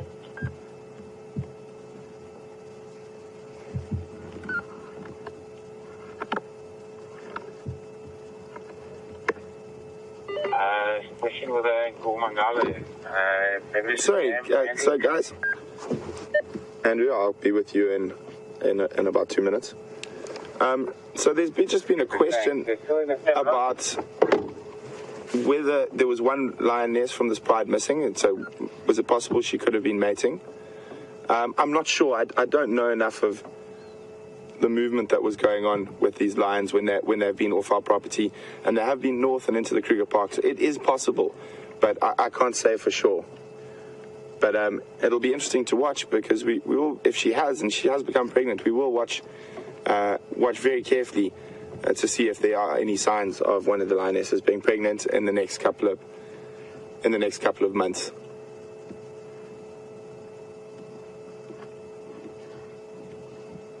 But what an amazing and lucky job we have to be able to share our passion with all of you guys all over the world, and to be able to show you what's happening in the African bush on a daily basis. That's one of the more incredible things about what we do, is being able to share our experiences and our passion for Africa and for its wildlife with you. And it's a great privilege for us. And to the rest of you, to all of you out there, thank you very, very much for joining Scott and myself this afternoon. We had some fantastic sightings, and we hope you will all join us tomorrow morning for the sunrise safari. And for the last few seconds, let's have a look at the lions, and have a wonderful evening or morning wherever you might be in the world. And thank you again for joining us.